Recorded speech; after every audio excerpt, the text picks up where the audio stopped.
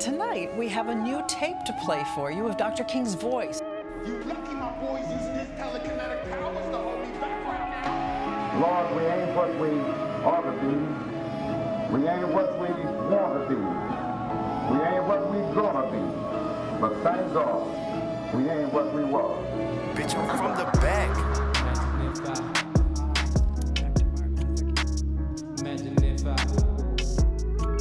Imagine if I never had that bag, had that strap, born in 98, black Cadillac. Imagine if I never gave Chris that bag. Imagine not having those moments we had. Down in Mount P, Ferris and Sag. Move like the internet and never did lag. Quick to get a bag out the lab in the trap. And never did quit till our pockets were fat. Give me something green and I'll roll it in rap. Our hoes stuck to us like we covered in sack. I'm from the back. Eyes red as hell like I woke from a nap. I'm a cool cat, I don't run from the rats. They nibble on my cheese and I get it right back. Underneath my napkin, I'm holding the strap. Bitch, I'm from the back. I'm from the back. When they get back. And I want nothing less. Imagine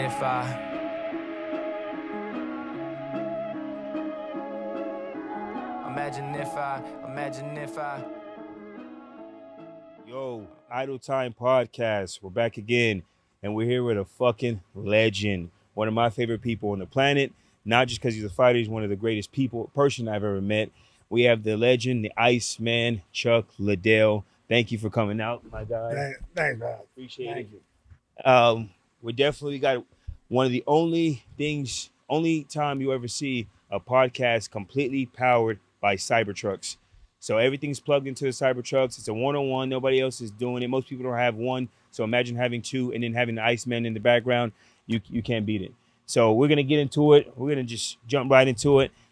Chuck, you are known as a UFC champion. You've beat up everybody in Pride. You're a great father. You've done and won everything. But before we get into the important stuff, how the hell did you lose Family Feud?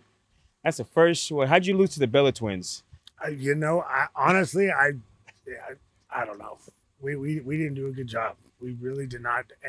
I remember it. I forget some of the answers we had. I was like, yeah. Really? I went back and watched it, and I'm not gonna lie. You seem disappointed in some of your team's answers. Yeah, a little bit. Yeah, the Bella Twins, honestly, they were, I don't know if they studied beforehand, but those twins from the WWE, they were on fire. Yeah, they rocked you guys. They killed us. Yeah, that was terrible. That was a terrible performance by us. Look, we'll blame Ryan. We'll just blame Ryan and Randy. We'll blame the natural. But it was a fun episode. You guys look like it, and you cleaned up well in your suit. Oh, thank you. You cleaned up well in your suit. Yeah. So something about being a Mohawk, me looking Mohawk in a suit works. In a suit works. All right, well, you brung it to Mohawk, so I'm pretty sure a lot of people want to know, where did the Mohawk come from? They used to call you a video game character in some of your fights. They say you look like a video game character.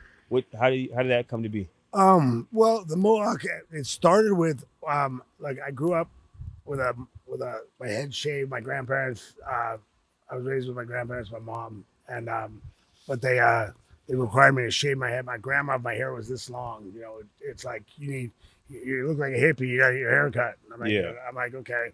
So, they finally let me grow my hair out in high school because I had a substitute teacher in junior high. Okay. Come up to me and go, hey, take me out after class. I want to understand your skinhead culture. Yeah. I'm like, what? What are you talking about? I was confused. I told my grandma, we don't want people to think you're a skinhead. Okay, you can grow your hair out a little bit. So I grow my hair out. So I was forced to have a haircut for a long time. I was able to grow it out. So fast forward to college, we're about to go, I think it's 21 at the time. We're going to a Slayer concert. Okay. And all my buddies were shaving their heads for it. The wrestlers. We're a bunch of meatheads. Yeah. Shaving their heads for it. And I'm like, I'm not shaving my head, guys. Sorry. You got to do something. So I did a mohawk. And it just kind of stuck. And I stuck. I kind of get into how it stuck, but it just kind Fast of forward stuck. 20, 30 years, and And it's still going. iconic. Yeah. I mean, it got to a point like I was fighting with it at kickboxing, and I actually I was working at the bar still, throwing the guy out, had a court case coming up for it. And my lawyer had asked me to grow my hair out for the court case, and then my court case was the week after my fight. Yeah. So I went and fought. I knocked the guy out in the second round, head kick, but I didn't have my mohawk. And the promoter came at me and was like all mad at me. He's like, "Man, don't ever do that to me again. Don't show up without your mohawk, because I had you on the poster, and now everyone thinks you didn't show up." Yeah. Like, so I had a great fight, knockout, but fans didn't think I showed up. So to me, that was like, oh, so they were recognizing At this point, it's non-negotiable. So I have to wear it so they know it's going to be me fighting. So I kept it throughout. I mean, Peretti tried to get me after my first UFC fight to get rid of my mohawk. So that mohawks are played out. Just stop. That's not going to work. He was the matchmaker in the UFC back then. And I said, nah, I'm just going to keep it the way it is. How wrong he was. How wrong. Fucking wrong he was, because it worked out. Yeah. So you said you mentioned college. You play football, correct? I played football in my freshman year. Freshman year? Yeah, I played through spring ball. What position?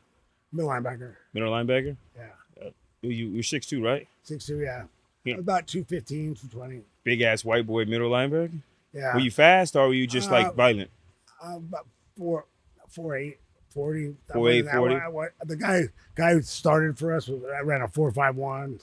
A guy behind him was like He ran a 4.51. Black dude? What? Black dude or white dude? Big white dude. Big white dude ran a 4.5. Yeah, he was a stud. Yeah, he had to be. Because he came from, he'd actually come from West Point. Like, he was at West Point, because we were Division II at the time, and he transferred from West Point. Question: me and my brother were talking about this yesterday. You have, I mean, I can't confirm it, but internet only has certain things. A bar or a restaurant in Nebraska. They say you're a Cornhusker fan. What's up with the Nebraska thing? Nebraska, I had some buddies from there that I just help invest in a bar. Oh, okay. I mean, that really helped. They were trying to turn around a bar that and they did for a while. They get a new name for it. It had a bad reputation or something. I don't know. They said, "Yeah, we have youth sport." Sure, I just donated some. I mean, I donated, but I invested a little bit of money with them and was a part owner. Okay, it was cool. It was cool. I had a good time. They always took care of me. I had a couple buddies that rode. I was confused because we kept trying to figure out, were you born there? And like, no, it's California. And the internet's saying that you're like a Nebraska college. That you're a big fan, and I'm like, well, I couldn't put you on why Nebraska out of all places on fucking earth. One of my buddies was a big fan. Was like one of my good friends, like from Vegas, actually was a big Cornhusker fan. So when I got that, and the guys that I bartended with in college were opening those two bars. Had two bars out there. They had End Zone and Dillinger's out there. Okay. So a question fans do want to know: the hell got you into fighting in the first place? Like, to the point where you didn't know, like nobody knew what the UFC or any of this was going to be. So like, what keeps you motivated to train the hard as you train? And we'll talk about the pit right now for something that might not even be anything. How does that work? Well, part of it I loved fighting. It was kind of my way of not get. Well, let's go back. So a friend of mine, Alfie Alcaraz. If you go back, he fought Jens Poland in the first 155-pound fight, and he lost a split decision to him. See the stud. He's the guy that if there was a 125-pound class at that time, he would have been world champ, because he's a great wrestler and he's a kickboxing world champ at 125. Alfie would have been a world champ at 125, but they were just starting 155s back then.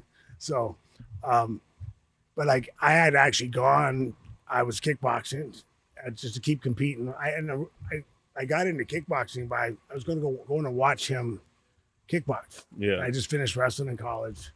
I was going to watch him kickbox, and his coach, Nick One Kick, goes to me and goes, "Hey, Chuck,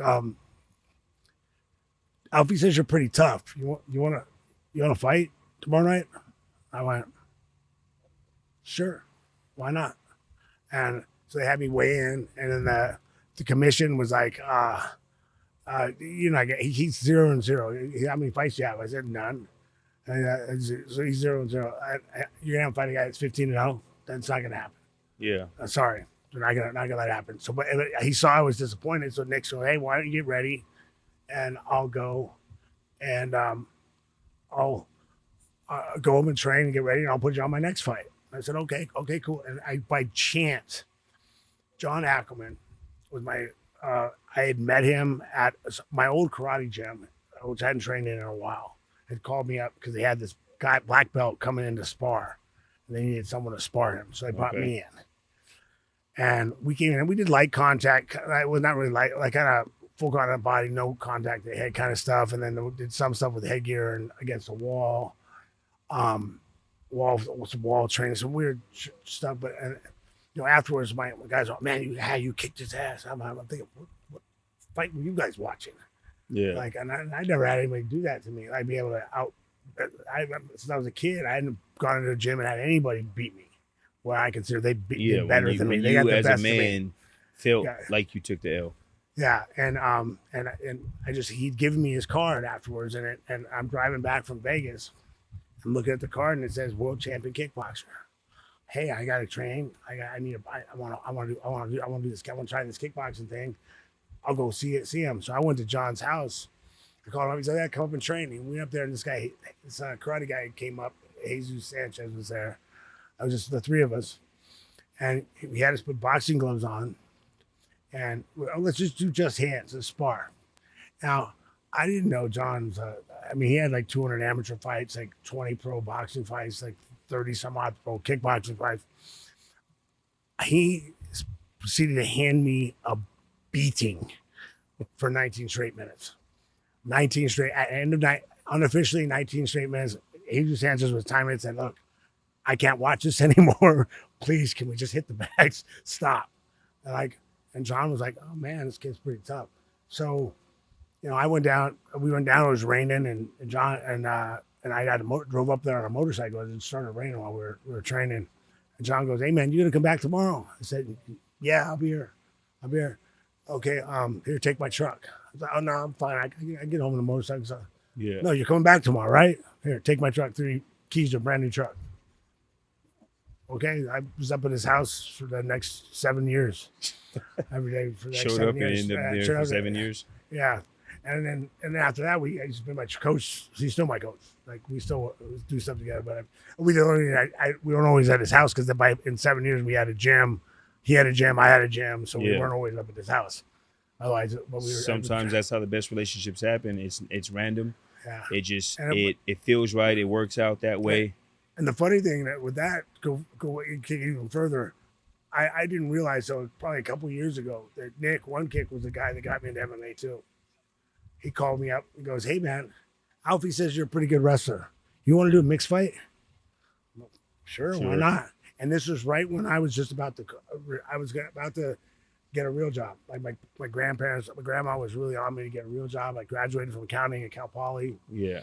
And she's like, "Yeah, you're getting a real job. This is not okay. You're just having fun." And I went to John and I'm like, "John, I really, I enjoy this. I'm having a great time. But I mean, we're fighting for $500. Like I can't just do that. You have to have a goal. If we and John was like, "Look, I just don't want to be a coach anymore. I just don't want to be." He didn't want to travel. He didn't want to do. He'd done all that stuff since he was a kid, and he just didn't want to do it anymore. It was funny now we're 20 some odd years, like 30 years later, and he's still trying to get out of it. Well, I don't want to have to go. I only got a couple. I got a couple guys that go train. He still takes But guys he's still to doing fights. it. That means there's a passion behind it at that point. Oh yeah, he loves it. But I was at that point I was thought about, and then I went and did that mixed fight, and some guy in the stands, I always forget his name, but he came up and said, "Hey man, do you want to fight in the UFC?" Yeah, we've been talking about it for years. How do I get in? Like, he's like, "Yeah, I can get you in. I'll get you the next one. You're an alternate to a tournament. I got $1,000 to fight Noe Hernandez in UFC 17. That was an alternate to a tournament. That might get to fight for $20,000. So I mean, they said that 5 out of the last 7 alternates got used, and I was like, perfect. I got a good shot at getting back in. Pretty funny too. Henderson won that tournament, And he asked me in the corner because after his fight, his leg was all beat up, and he's like, "Man, what should I do with my leg?" And I'm like, I don't think you should fight. Probably just save it for another time, bro. I don't know if he knew I was the replacement when he asked, but I was like trying to talk him out of it. I'm like, I don't think you should fight. You should just let me do it. Like, I didn't say let me. Look, everything worked out the way it's supposed to. Yeah, how was it doing was it Pride Japan in Brazil for $1,000 to show and 3 to win and traveling, cool. Trying to be a bartender? That was my second fight was in my second. Well, the first one was like a kind of mixed fight on a card at the Orleans. Yeah, it was like a open palm. It started out open palm, like a Packers fight. Yeah. By the end, they were like, okay, you can slap on your feet, and once you get to the ground, all you can do is you can't hit at all. And I'm like, by that time, I'm already trained, got there, showed up. I'm like, fuck it, let's go. Yeah. All right, and I kicked the guy in the head, knocked him out. Yeah. But then, my second fight was down in Brazil. That was 1 30-minute round, bare knuckle. 30-minute round. That was the one with the net, right? With the net, it had a net from the bottom of the rope. Yeah. It was crazy. And you were punching the guy through the fucking net? Yeah, at the end. I had his head stuck in there. I'm looking, they're not going to stop it. I'm like, but the funniest part about that one, though, so I'm walking in, and my buddy corner, so I'm walking in, and he's on the other side. I'm here, and in the middle is his manager. And then everybody gets out of the ring. We walk back to the corner. I look over. I'm like, hey man, why is this manager still in the middle of the ring? He's I think he's refereeing. Just don't worry about it. I'm like, okay, whatever. The referee was his manager. So the ref was his manager. So it was set up damn near for not be great for you. It was like I'm like, oh, that's interesting. And back then, I'm like, I got a decision. The ref was his manager, and they also let you just beat him up. But the ref didn't stop his own guy from getting because I think that it was near the end, but I had him stuck. It was the last 2 minutes of the fight, 2 or 3 minutes. I had him stuck underneath the net, yeah, and I'm hitting him, and I think his manager thought he might win the decision if he makes the distance. Oh, okay. I was gonna say maybe we were maybe the manager. Brazil, there's always that thing that maybe he can control the decision, but they gave me a fair decision. It was a fair decision. I won. I would probably fire my manager after that. It's like, hey man, I was out cold getting my head beat in front of the crowd. Have you ever seen Matt Martin when he fought the Hitman Hearns? No, I haven't. Okay, go back and look at that and see how the guy looks at the end. How Martin looks after he fights Hitman Hearns. That's kind of what the guy looked like the next day at the hotel. I was like, sorry, bro. Tough, man. No, tough, man. Sorry. Hey, you gotta quit in him, man. You got to be sorry for your fucking manager. You did have a quote that you had said one time. It's like, I want to hurt you, but I want you to be okay after the fight. Oh yeah, I'm trying to kill you. I really am trying to hurt you. I'm trying to end you the best I can. But I hope you're all right as soon as it's over. So to go after that, is there anybody you've ever fought, Tito, that you ever just like, fuck that, I don't care if you're good after the fight either? No, I mean, I don't have that kind of hate towards anybody. I don't care enough about him to hate him that much. I don't. My thing is, I didn't like people told me he's changed, so I don't like to bad mouth anybody now. Like he's gotten better about a lot of things. He wasn't a good person back then. Like he's just his word wasn't worth anything. You know, and to me, if you I can't trust your word, you're not a man. Just don't talk to me. Like, and that he's just not. You know, he's a what have you done for me lately kind of guy back then. Yeah. I don't know. People I don't know him. I don't give people. At this point, I'm too old and too stubborn in my own time. I don't give people. You know, I wish him the best. And anytime we were cool when I see him, I'm not mean to him. I don't. You know, I hear he's a good father. He does a lot of stuff with the kids and wrestling. Like his wrestling team, his kids are on, does a lot with the kids. I think that's great. So. You know, more power to him, but I just don't want to do anything with him. Did you see, and shout out to Tito for being a great father. Again, I don't know him personally, so I won't say anything bad about anybody. Gossip ended in high school, and I didn't like it then. So shout out to him if he's a good person, great. If you're not, it's nothing to do with me. Yeah. Just I wish you best and health, and continue to do what you're doing. Keep running your bars and your restaurants, and I'm happy for you. But to the next thing, did you see the UFC being what it was. You know, some people say, oh yeah, we knew the whole time. You got like a Joe Rogan, he's doing it for free in the beginning because he really saw the vision. And some people are just fighting, and it ended up being what it was. What was your mindset? I don't know if he did it because he saw the vision, or if he just loved it. He liked the sport. Yeah, that's true. And he was at a point in his career where he didn't need to do that. I mean, he really couldn't have paid him enough. I mean, he was making money hand over fist on a lot of his TV shows. was paying him pretty damn well. He's doing really well. But he's just a fan of the sport. He's a kickboxing fan. He's a jiu-jitsu fan. You know, like he trains. I mean, I always thought it would get there. I think this is the best sport in the world, but I thought it would take us a lot longer to get there. And I mean, I mean, what really helped was you know, the Ultimate Fighter. It was like the reality show craze got us, and that was like they didn't even say it was this Trojan horse to get a free fight on TV.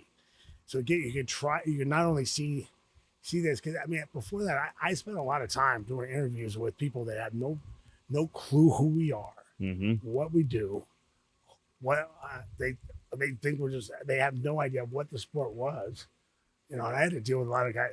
Some of those interviews are terrible. Like the interviewers are horrible. Like it's like you couldn't even, you know, some of the guys that talk shows, they wouldn't even look at the one sheet. I mean, but I, you know, I actually went and got early on. I got someone helped me on how to do interviews, because I mean, if you don't know how to do interviews, and someone just asks you some stupid question, like, and you're like, okay, yeah, why?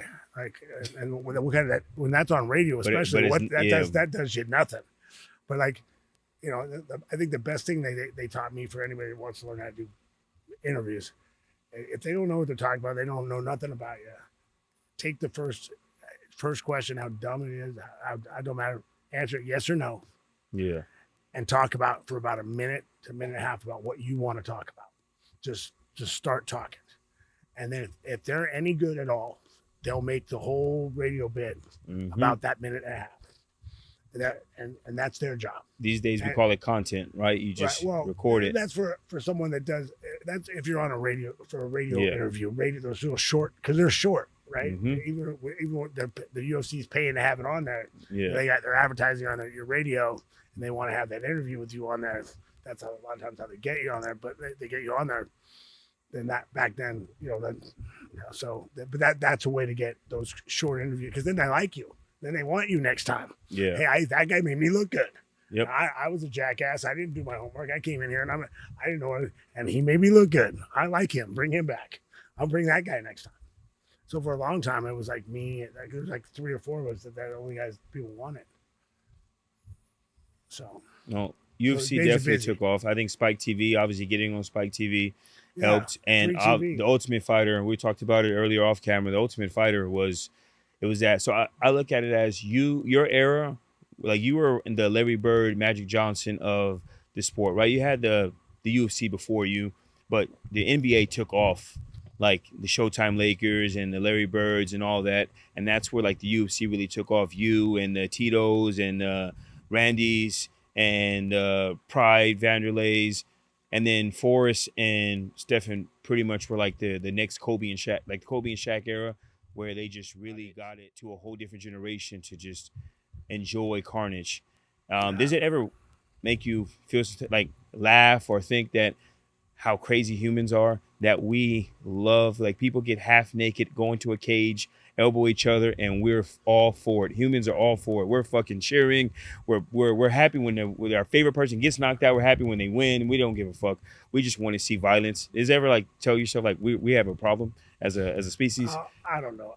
I enjoy it, but I think it's different. I enjoy it, obviously. I think it's different for us too. Like I mean, I used to fight. I get in with some of my best friends when we're sparring. Yeah. Like some of my guys training partner fighting. We go at it sometimes, and John has to pull his part. All right, get out. Guys, go. Guys, get out of here.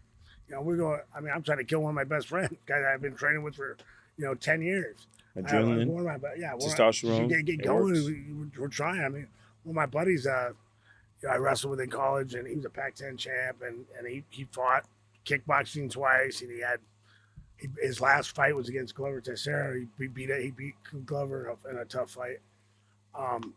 That's how Glover came to train with us right after that. But I didn't know that. but he just got over. He was like over burnt out on getting ready for fights. But he used to be my sparring partner forever, and we used to go at it, man. He's a tough. Shout out to him. Yeah, Eric Schwartz. He was tough, man. Question: I've asked other fighters this. I get mixed reactions. Some people take offense. Some people understand what I mean by it. I say fighters, like professional fighters, have to have like a screw loose. And I'm not saying you're crazy or anything, but I don't think a sane person gets in half naked into a cage and elbows each other for a living and excited about it at the same time. You have to have a certain screw loose to do it. And some people are like, well, you calling me crazy? Say that's one way to say it. I'd say it too. I like to remind people, like, when they start pushing at guys that are fighters and does that. Now, my line is way up here, but remember, I got a line. Yeah. You know, it's still there. I might be way up here. My tolerance might be way up here, but you don't want to cross that. That's the threshold point. There is a threshold point with everybody. Everybody has one. But I mean, and the funny thing is though, with us, like most fighters it's so high. Like I might take swings at me. I'm like, oh, hey, you sure you want to do this? Like, you know what? With that said, I was going to bring this up later, but perfect segue. I think it was in Huntington Beach. You were like kind of stopping some of the looters or rioters from, doing the fuckery that they were doing. Yeah. And one dude, not knowing who you are, I'm guessing when you hide the mohawk, they don't know who you are. You had a hat on, and he shoved you. You showed perfect restraint. You were trying to help. I think they were trying to call you racist. Yeah, I was trying to break. I was trying to break shit up. I was trying to calm everybody down because there was no reason for the violence. The guys I was with were all racist. Like the guys I was hanging out with, but you had guys yelling racial slurs. Yeah, I yelled at them more than I as much as hey, shut your mouth. Yeah, like it's like that's not cool. Like we're not with that. We're here. They don't get to loot and riot. You don't get to come down the street and loot this street. Yeah. You don't get to destroy this town. Mm-hmm. I agree. I was out doing the same thing. And at that time, because at that time, it's even get on someone about being there and defending that. It's like, hey, look. All you have to look is the night before, and a couple cities over, where a couple different cities was getting burned to the ground. Mm-hmm. So sorry, you don't get to do that here. Yeah. Well, I don't care who you are. I completely agree. No one's coming down here and doing that. We're not going to let you do that. It's already been done at all these places. So now we're not. Hey, we know it's not going to be peaceful. Why don't we just stop it right here? Yeah, you try, but we're not going for it. Yeah, like it's not necessary. Like San Diego had banks burning. And we're not doing it. The BLM side of that was the ones that got it ended their thing because they sprayed pepper spray. That's funny. At us. They sprayed pepper spray at us, and that's what allowed the cops to rescind their marching order. So how close were they to that line you were talking about when they're doing all this crazy shit? They hadn't got there. They hadn't got there. Not yet. They put your hands on you, and I know that's a dangerous game to play with men in general. With me, like I'm not worried about me. You're not threatening me that. Yeah. I mean, I'm not threatened. I mean, if my kids are there, my wife's ex-wife, whoever was it, my girlfriend's there. Yeah, your partner at the time. But yeah, if they're there, then you got to worry a little more. Yeah, because I'm protecting them. But protecting me, it's not the first time I've been swung at. It's not the first time I've been pushed. Yeah. I mean, I don't suggest doing it a lot, but yeah. But I'm trying to calm the situation down. The bigger thing is a big situation there. Then it's not just me and a guy talking. It's like just and there's guys on both sides helping. Like both sides. Like, hey, look, back up. I'll take care of these idiots. You take care of your idiots. Yeah. I'll take care of the idiots over here being assholes. Playing mediator. You take care of the idiots being over there on your side being assholes. Okay, we're good. And see, that's a good balance that you have. There's a quote that I'd rather be a warrior in the garden than a gardener at war, because having the capability of violence, being capable of violence, is better than not being capable. And I think and being capable of violence and being able and being comfortable, like I know. When I need to turn that switch, when I decide to turn that switch, I'm fine. Yeah, I will be okay. There's not a whole lot of. The biggest thing is you have the switch. There's a lot of people that but don't if you have don't the have that switch. switch, you start trying to pull it early because you need to. You gotta peacock. You gotta Yeah. get people scared. You gotta get people worried, and you gotta make them be scared of you, right? Because you got to be tough and 'Cause scary. you have no idea what happens. You have no idea how to handle yourself if the line You got to does be get tough and crossed. scary, and then because I don't know how many guys back in the day, especially before I knew who I was. Yeah. They'd get all big and scary, and I'm like, okay, let's go outside. And it didn't What? work. No. I know people here. I can't fight in the bar. Let's go outside. Yeah. Oh man, my wife left me. I'm like, okay, that doesn't give you an excuse to be an asshole, Yeah. you know. But it's like, that's how people get. Like most of those get big. Yeah. A lot of people are like that. And my culture, we call it their Hollywood, right? They put on this act, this show, and a lot of times, it's one of those old school sayings: the loudest person in the room is normally the weakest person in the room. It's not always true, but unfortunately, it's more true than it's not true. I just tell people leave people the fuck alone. I used to work at an H&R Block in Imperial Beach, and in San Diego, and I've met Navy SEALs, right? Because that's where a lot of them live there, and that was one of the first moments of leaving the fuck alone. Because I'm thinking at these guys, I'm like, man, this guy is like some regular dude that if I was like in a grocery store and he bumped my cart, the hoorah guy in me be like, oh, fuck that guy up. To fast forward, that's a SEAL. And you never know. You just leave people the fuck alone. I sit there and talk with a buddy of mine, the sniper for SEALs. And, Yeah. And I'm sitting there talking to him. I mean, he looks like an accountant. And the way he talks like an accountant, calm and telling stories, I'm like, man, it doesn't look like it, but they have that switch. It's a switch. A don't- special screw loose. When you can be at dinner with your wife and you're just chilling, and then they get a phone call. It's like, oh, bye, I'll be back, babe. Mwah. And you go and you're like debrief. You go kill Osama bin Laden, shoot him in the face 10 times, come back and eat dinner like nothing fucking happened. Oh yeah, we're out. And then some people want to. We're out hunting coyotes, and he's like, I'm trying to aim with the nogs on it. Yeah. And he's like, how do you just put the dot? Don't even worry about it. You can put that dot. You can see that dot right on him. Oh yeah, I kill people like that all the time. I'm like, what? Yeah, Oh it's yeah, different. okay. But it's that nonchalant. Like they weren't. And he wasn't saying it because he's in the middle, and he went on a conversation. He didn't even notice. I don't he didn't even intimidate notice much. He said it. I was like, okay. I'm like, okay. I've been around a bunch of professional fighters, athletes, gangsters, guns. I don't good cops, bad cops. I don't intimidate much. There's only been 2 times in my life where just naturally I felt intimidated. One, first time I ran into Mike Tyson, and that's just as a kid. It's Iron Mike, and I'm like, my friend walked up to him, like kind of grabbed him to take a picture, and you can see his face on, are you fucking touching me? And I'm looking at my friend like, bro, he about to get us beat up. We're at the Super Bowl in Tampa Bay. He's like grabs Mike Tyson. I'm like, fucking guy. Lucky nothing happened. You can see it in the picture. I might have it in post on this, like just post the picture of the guy. You see Mike just looking at him like, you have like seconds. And that was like one of the first time in my life I was ever intimidated. And the other time was the first time Donald Trump was at a UFC. I think he was active president. And looking at the Secret Service, just realizing that, like, they're watching these fights, the Secret Service, there's a bunch of tough men in the ring. These guys didn't care. These are killers.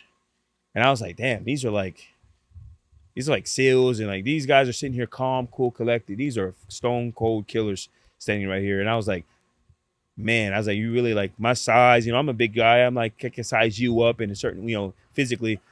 That shit is intimidating when you realize like these people casually talk about, like, they casually kill people and go back to dinner like there's fucking nothing going on. Right. And that's why I learned, I was like, you gotta leave people alone. And then one thing I also learned is when I see cauliflower ears, I'm not gonna lie, you hesitant. It helped me get a couple of relationships, poker rooms. One guy, cauliflower ear, ended up getting me some guests because his sister fights in PFL and she does power slap. So he was linked me with her. But the first thing I saw was a cauliflower ear. I was thinking to myself, well, there's at least one guy at the table I probably can't take. I respect training all day long. I don't, physics is a thing, right? There's guys at 125 in the UFC, 135, 140, 145 that obviously out of 10, they probably take me because they're trained. But physics is physics. I'm 265. I still. What makes a difference? Well, I always say, like, look, the technique is a lot, but bigger, like all things being equal. Yeah. Bigger, stronger, faster is better. Yeah, always. But I mean, but then in fighting, all things are never equal. So bigger, It just stronger, depends. faster. Again, perfect segue. You're good at You're good at this. You, like you said, I'm the radio host. You make me look good. Bigger, stronger, faster. I asked you earlier, but I want to ask you on camera. I'm gonna phrase it differently. You were getting, you're on your way out of your career when John Bones Jones is coming into his prime.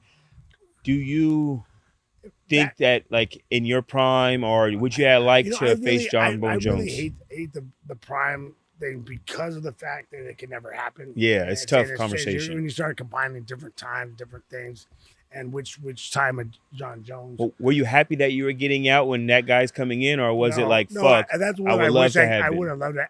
Because I think I'm a bad matchup style wise for him. Like, because he's very good at making people fight him where they're not good, or he's better than them. Yeah. He's very good at dictating where the fight is fought. And I'm a guy he wouldn't have been able to do that with. He would have had to stand with me. And if you look at, and my reach is not 76 like they listed. John listed it at 76. I have a 79.5 inch reach. So they would have listed it at 80. I believe you, the way you were touching everybody. But John didn't want people. John was always really weird about stuff when he didn't want people thinking I was long. If you put over 76 on your reach, they're gonna train for a guy that's long. Mm-hmm. At 76, they won't necessarily train for an extra long guy. So they're not bringing in longer guys. He closed the distance. He closes the distance better when you don't know he has a longer reach. Yeah. So I get a lot more range. Plus, he tended to do a lot. He liked to get out of the way this way. Mm-hmm. I'll go back and watch some of his films back then. He'd back out this. Like, when you do this, I'm going to hit you with no ran right. I'll catch you. As you've done with almost everybody that's tried that. You start to get, because you get stuck back there. You're bounce. But I just wrestling wise, he wouldn't have been able to out wrestle me. And he would have had a really hard time taking me down. And even if he could take me down, he would have had real trouble. He tried to snap my head down at a Super Bowl party like 2 years ago. I tried when we came up to say hi to him, try to snap my head down. I'm like, body locked him. I'm like, hey, don't even think about it. I'm up here, but like you can get there real fast at a Super Bowl party. That's funny. So the wrestling thing, a lot of people, obviously, especially back then, it was MMA, it's mixed martial arts, but most people don't know that you really are like an elite wrestler because you were so good at stand up. You were enough to get around. I was a Division I wrestler. I wrestled all 4 years. I did okay, but what I was really good at is not getting scored on. Like, I lost by 1 point to a lot of really good guys. But I was good at not being taken. I was a good scrambler. I was good at not being taken down. I was good at not being scored on. So those things transfer to a guy that wants to punch and use wrestling to stay on his feet. Really okay, well. I'm gonna play devil's advocate on that. You're really good at not being taken down. First time you lost to Randy Couture, he took you down and dominated. Is that the adjustment you made, or was it, or you like? That was the adjustment I made. I mean, I actually didn't watch that fight till I'd gotten hurt like 6 weeks before that fight. I MCL, so I babied it. So I didn't train with it. And I got out of wrestling shape. Okay. And I went back and watched that film before the fight. I watched 3 minutes of it, and I was like, he took me down with a shot, went all the way back, and I'm like, oh, it's over. I'm gonna knock him out. Yeah, and you made the adjustments. Yeah, but it just had to do it. I mean, it was one of those things. I just got tired. Plus, he was training with me when I came, like, and I was pissed. Like, on top, I don't know if you'll ever remember it, but I was sitting there and I had a setup I do, like when guys were trying to pass my guard, I'd let them pass my guard. Yeah. I put my leg down, let them step over, so I could hip heist out and pop out. And I knew I put my leg down and if they take it, if they pass my guard, I would just because I was so ready to do it so fast I couldn't stop it. I used to do that all the time. I showed he was training with us when he got the call to fight me. I thought he got the call to fight. I heard the call a little bit. I thought he got the call to fight Gann because he was still heavyweight. Yeah. And Gann was out of our camp. But he got the call to fight me. and I didn't know that, and so I showed him that setup to get off the bottom, and I went to do it when he was training, and he just sat back. He wouldn't pass the guard. I'm like, I was mad. So you trained him up on technically how to compete against you better. Yeah, I was, but it's all right. But it's worked all out. love. It worked out. I mean, but yeah. You want to explain the feeling to us, to the audience? A lot of people, are striving to accomplish their first thing that's not a high school diploma.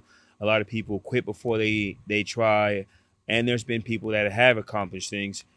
What's the feeling for you? Getting to a D1 school, that's an accomplishment. But actually getting the strap, the gold wrapped around your belt, when you know you're the champion, and you had to get it the hard way, right? You did the $1,000 fights overseas and try to bartender at the same time. A lot of it has to do with it's just that drive to be the best. I mean, I always wanted to prove I was the best. I knew I could beat. Like losing to Randy, it was tough, man. But he was a tough guy. For me, I let Tito off the hook too, because I knew I beat him up every day at practice. Yeah, and we practiced. We only practiced about 10 or 15 times, but I beat him up every time we trained. He couldn't beat me in anything. He could beat me in a wrestling match. So why was he so confident talking shit? Because he was trying. Well, he wasn't. That's why he was trying not to fight me. He tried to dodge fight. Yeah. He tried to dodge fighting me forever. Said we were friends. Like soon as he talked shit right after I beat Vitor. Got the ring, talk shit, but then he went and beat Ken, and I knocked out Babalu, and he's like, "Oh, we got to go pride and get more money, and I don't know, we're too good of friends." And I don't know when that happened, but it didn't work out. So did you want it to last a little bit longer so you can kind of touch him longer and make a point, or are you just happy to go ahead and finish it? Oh, I'm always happy to finish. Just happy to get the fuck out of there. Well, I just want. I'm trying to end you. Like I said, I think I threw 23 punches in the last 7 seconds of that fight. Okay. That first fight. Yeah. I think 23. 23 in the last 7 seconds of that first fight, and enough of them landed to put him down. So your prime was in light heavyweight, and there's this guy carrying the sport right now named Alex Poatan Pereira. Yeah.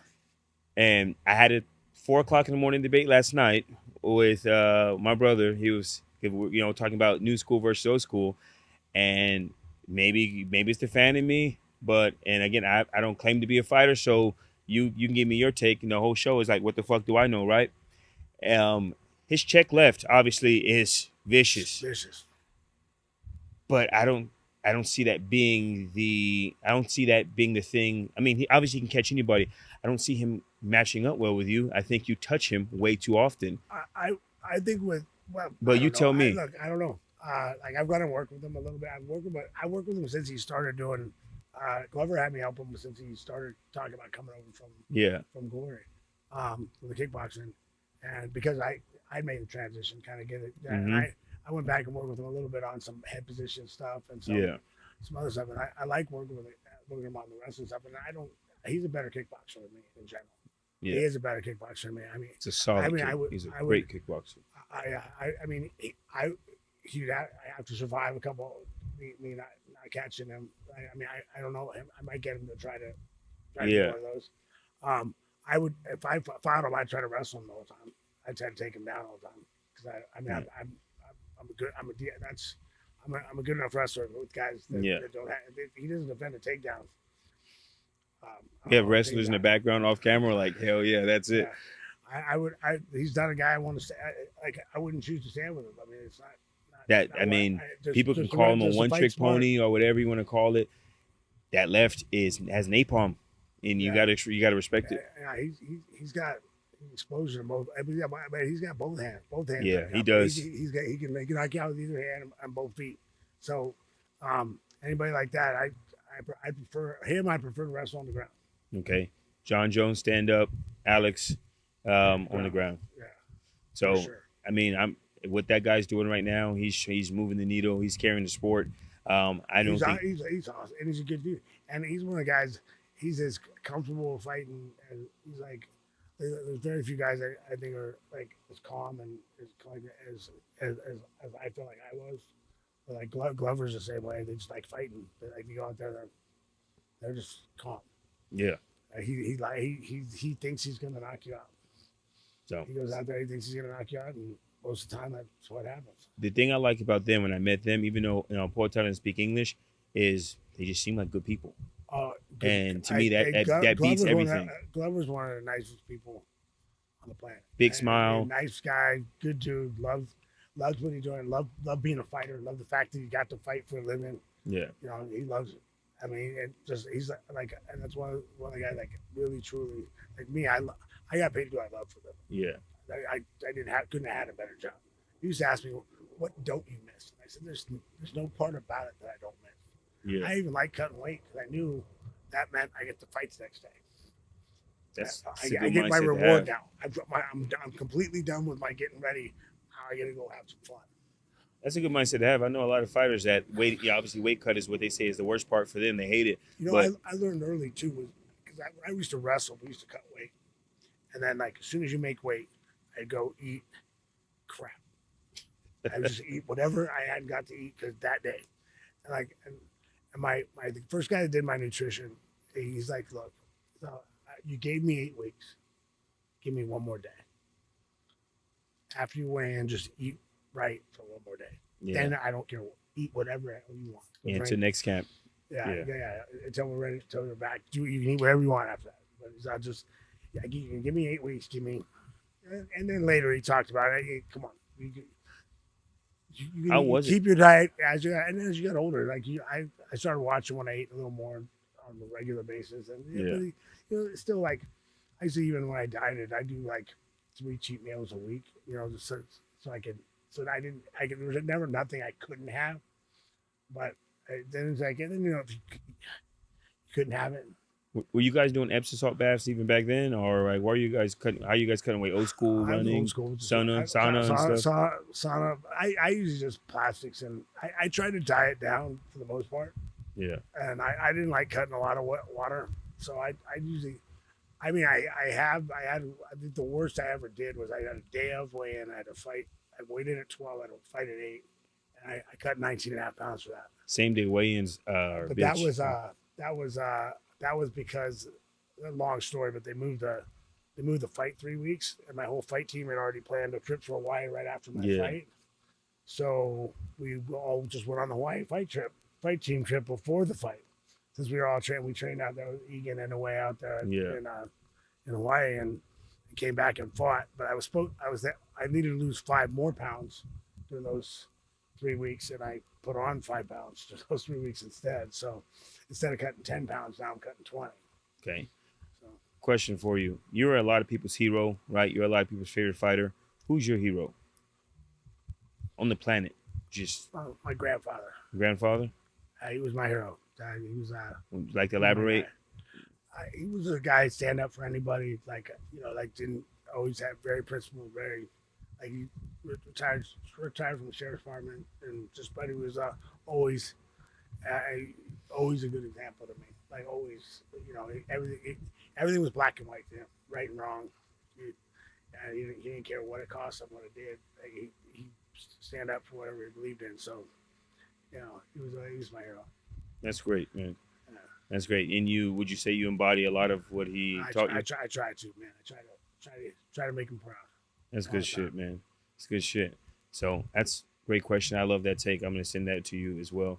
A lot of people don't get asked that question. I think we should ask it more often, right? Especially when you're big name people, big name stars. You are a lot of people's hero.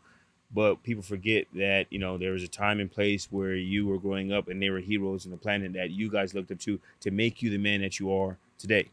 So, and, the behind the scenes, what's at your core that got you to being the Chuck Iceman Liddell, the man and on top of the fighter. And speaking of the man on top of the fighter, I've seen you like everywhere outside of fighting. So I ran into you at Michael Rubin's Fanatics party, right? And I'm like looking up like this guy's everywhere. You're at obviously the SB's SB after party, sweating through your damn suit. It was a blue suit you had on last year. Dancing to the Migos. I didn't even know you knew the Migos, but you're having a good time. Oh, yeah. I have it on video. I might put that on the thing. I think I put you on the camera. I don't even know what they're saying, and but it was a good fucking time. Snoop Dogg and Dr. Dre's party. You're in Dr. Dre's party in the fucking lowrider with the dude from I think WWE, the guy you bring around. You guys walking around the WWE belt for the weekend from the Super Bowl party. Dave was a good dude. Yeah. And one thing I do like is you bring your lady with you. A lot of places you go. I always like it with her. And She's awesome. I love that. And for a question for you is like Cub Swanson brings his lady, you bring your lady, Michael Chandler brings his lady. Is it weird for you or for them, like when people kind of just like brush past them and like talk to you or like stand in front of them or like don't give them? Because I don't know if you noticed, but I make sure I speak. You know, I was raised by I was old school parents too. What my biggest pet peeve, so anyone wants to know, is you get people who actually take their phone and hand it to my girl like she's working for them. Like it's like, look, she's the sweetest person in the world. Yeah, she's nice. Heidi Ray Really is nice. one of the nicest people in the world. She's happy to take a picture for you. She'll offer to take a picture for you if you don't ask. But don't obligate her. Don't hand it to her like she works for you. Mm-hmm. I wouldn't hand it to her like she works for me. You don't get to do that. Yeah. It doesn't happen. You know, like that's the worst. I mean, it's like, what is wrong with you? Like funny is like some of my guy friends, they'll do that to them, and they'll go, okay, and they turn it around and take a picture of themselves and hand it back to them. Hell yeah, why not? but it's because like, but like people forget. People do forget. Sense. Like I mean, I'll go back all the way. I had a guy one time, a long time ago, with my oldest daughter, and I was walking, holding her hand, and this guy ran up and knocks her down. Yeah. By mistake, obviously he's a big guy, excited, knocks her down. So I'm picking her up. First words out of his mouth were, "Can I have an autograph?" I looked up, went, "You need to run." I got up. I'm like, oh. I mean, the only thing saving you is she's here right now. Like, I was like, what is wrong with you? Like, I mean, if he just said, "Oh man, I'm sorry, is she okay?" I would, okay, take it easy next time. But yeah, I hear her. You know, but it's just like some people forget. Like, it's just common courtesy. Like, it's just simple things to be nice. Like, you know, it's crazy. You're overly accommodating too. So it's like, and that's the problem is when you meet somebody like yourself who almost always tries to stop and does the autograph, the pictures, you know, when somebody pushes past that line, when you're already being over accommodating and they still like give a mouse a cookie, they want a glass of milk type thing. Oh yeah. I've had a guy, and trust me, now this is over a long time. Most fan interactions for me have been positive. Yeah. I had a guy one time. I was on the top of a jungle gym chasing my two kids. Me, my big ass on the top of a jungle gym chasing my kids. Hey man, can I get a picture? When I'm done. Yeah. What an asshole! Took off. Like, did you just call me an asshole? Like, what is wrong with you? Like, it's like, bro, like, you know what you like me for, right? Yeah. Don't forget what I do for a living. You forget what you like me, right? But people know time and place. They know when kids are around or like it's a corporate event. They know they can play the game. I catch people sometimes. I'm like, oh man, I'll see someone like go like, hey man, come on. You know, I don't want them not to get the picture because they're being polite. Yeah. And I'll be like, oh yeah, come on, it's all right. You know, my kids are okay with it. They get my kids I've learned too. They get a lot of cool stuff. Get to do a lot of cool stuff because of who I am and because of fans. So they can't get too upset that I give fans attention. Sometimes. Yeah, it's part of the game. It's part of what I. When we have that extra car or we have that extra trip, it's paid for and for the most part, and brung together by fans. Remember too, like a lot it means a lot to a lot of these people. A lot of fans. They you know, it puts a smile on their face. Yeah. That's all. If it makes hey man, I was having a horrible week, but now I got to meet you, man. It's great. I'm doing better. Question great. for you when it comes to that, because I've seen you a bunch of UFC fights. At this point, I've been like 30 of them.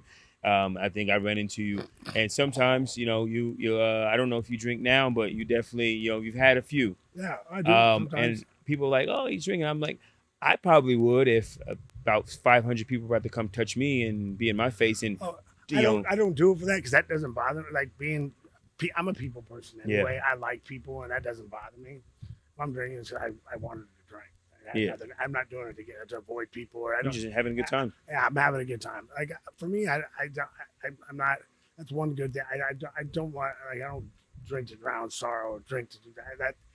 I think when you start doing that, you're adding an insult to injury kind of thing. You're building on top of it and possibly. So I try to do stuff where I'm happy. That's usually when I'm not in a good place. But you're definitely a commendable. One of the times I talked to you, it was in, I think, Arizona, Charles Oliver and Gaethje. You're in the VIP, and I do the photo op, and I'm talking to you about, I think, the Black Lives Matter thing.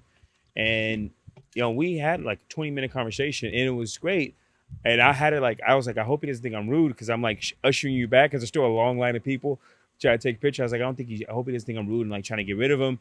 I just know that, the fact that you're willing to have a conversation, but I'm like, my thing too is when I'm at a thing where I'm not rushed and I don't have to be out. Yeah. I like it better. Like it gets a little hard for me when I have to go bing, bing, bing, bing. Yeah. When they're trying to really rush people. The fucking expos. I like to have a few minutes to say hi. Yeah. And I mean, at least even at the expo, I mean, they got, the UFC gets it. So I can say hi. Hey, how you doing? I can write their name. And I've been in things where they don't even want me to write their name. Mm-hmm. I'm like, dude, like, and they you can't take a picture. I'm like, no, come on. He's waiting in line. He's been in line for 3 hours. Leave him alone. 100%. He's waited in line for 3 hours. I can really personalize it for him. Yeah. 2 years ago at the expo, I don't think you remember this at the point because we weren't I don't think we had met and like seen each other outside. But I had the VIP thing, so I can go through the expo line pretty fast. So what I did was I had yourself and every fighter sign like 10 to 15 of the papers they give you, the headshots, and I would go to the back of the line and find the kids mainly and give them the signed papers because me and you both know they're not making it to the front at that point. And some of these people are in line for you for 3 hours, so, and there's no way they're making it to the front, that it's not moving. I'll tell you, sorry, I was in Kylene, Texas for when I did my book signing. And we were doing a 2-hour signing at this bookstore. And so we're sitting there, I'm signing, doing the thing, and I'm looking at the line. It's almost 2 hours. It's almost up. The line hasn't changed. It's still out the door. I'm like, hey, has someone cut the line? I asked, and this usually I was at the UFC people. This was just the book people. People were selling the book. Like the book company was doing the signing. Yeah. So I'm like, hey man, has someone cut the line yet? And they're like, oh no. We spoke like confused. I'm like, you guys need to cut the line. Like, oh no, we can just leave. And when the time's up, you're done in like 15 minutes. I'm like, dude, have you seen that guy in the back of that line standing there? He's been standing there for 3 hours. Yeah. For 2 hours. He's standing for 2 hours back in the line with his kids. I'm not going leave. anywhere. I'm not leaving. Yeah. Someone needs to go stand at the back of that line. Don't let anybody get in it. And then we wound up finishing. It took me almost 6 hours. Because then they also said, they go, well, don't personalize and don't take pictures. Did you hear what I just said? That guy's been standing in line for 2.5 hours with his kids. By the time he gets up, it's gonna be 3 hours. At that point, I'm gonna give him whatever you request. I'll give him a hug if he needs one. yeah. Waiting 3 hours with his kid. I won't wait in line. Unless I guess for my kids, if they wanted to wait in line for 3 hours, there's nothing I'll wait in line for 3 hours for. Yeah. I don't think. I don't even go to Disneyland because I hate lines. So imagine that. Yeah. So, but this is why people, love or covet the man and also the fighter. And this is one of the things about, I think I made a post, it was like 2 years ago. And I think the post was about you. And it was like, when you're a great fighter, but you're even a better person. And that was the thing. I've met, you've met more people than I can imagine, but I've met a lot of rich people, celebrities, and to be honest, some of them are standoffish, as they should be. Probably had to deal with it. Some of them are just not good fucking people. Oh, 100%. They're just not good people. And I understand more the standoffish because I was at a thing with a famous guy, and he's an famous athlete. Yeah. Someone came up and wanted a picture with me, and then I tried to get a picture with him, and he's like, no, I don't do pictures right now. But he had a rule, like after he's been drinking, and it was 10 o'clock at night, we're at a bar. After he's been drinking, he doesn't take pictures of people. Yeah. because he was in a sport where it's looked down upon, right? Yeah.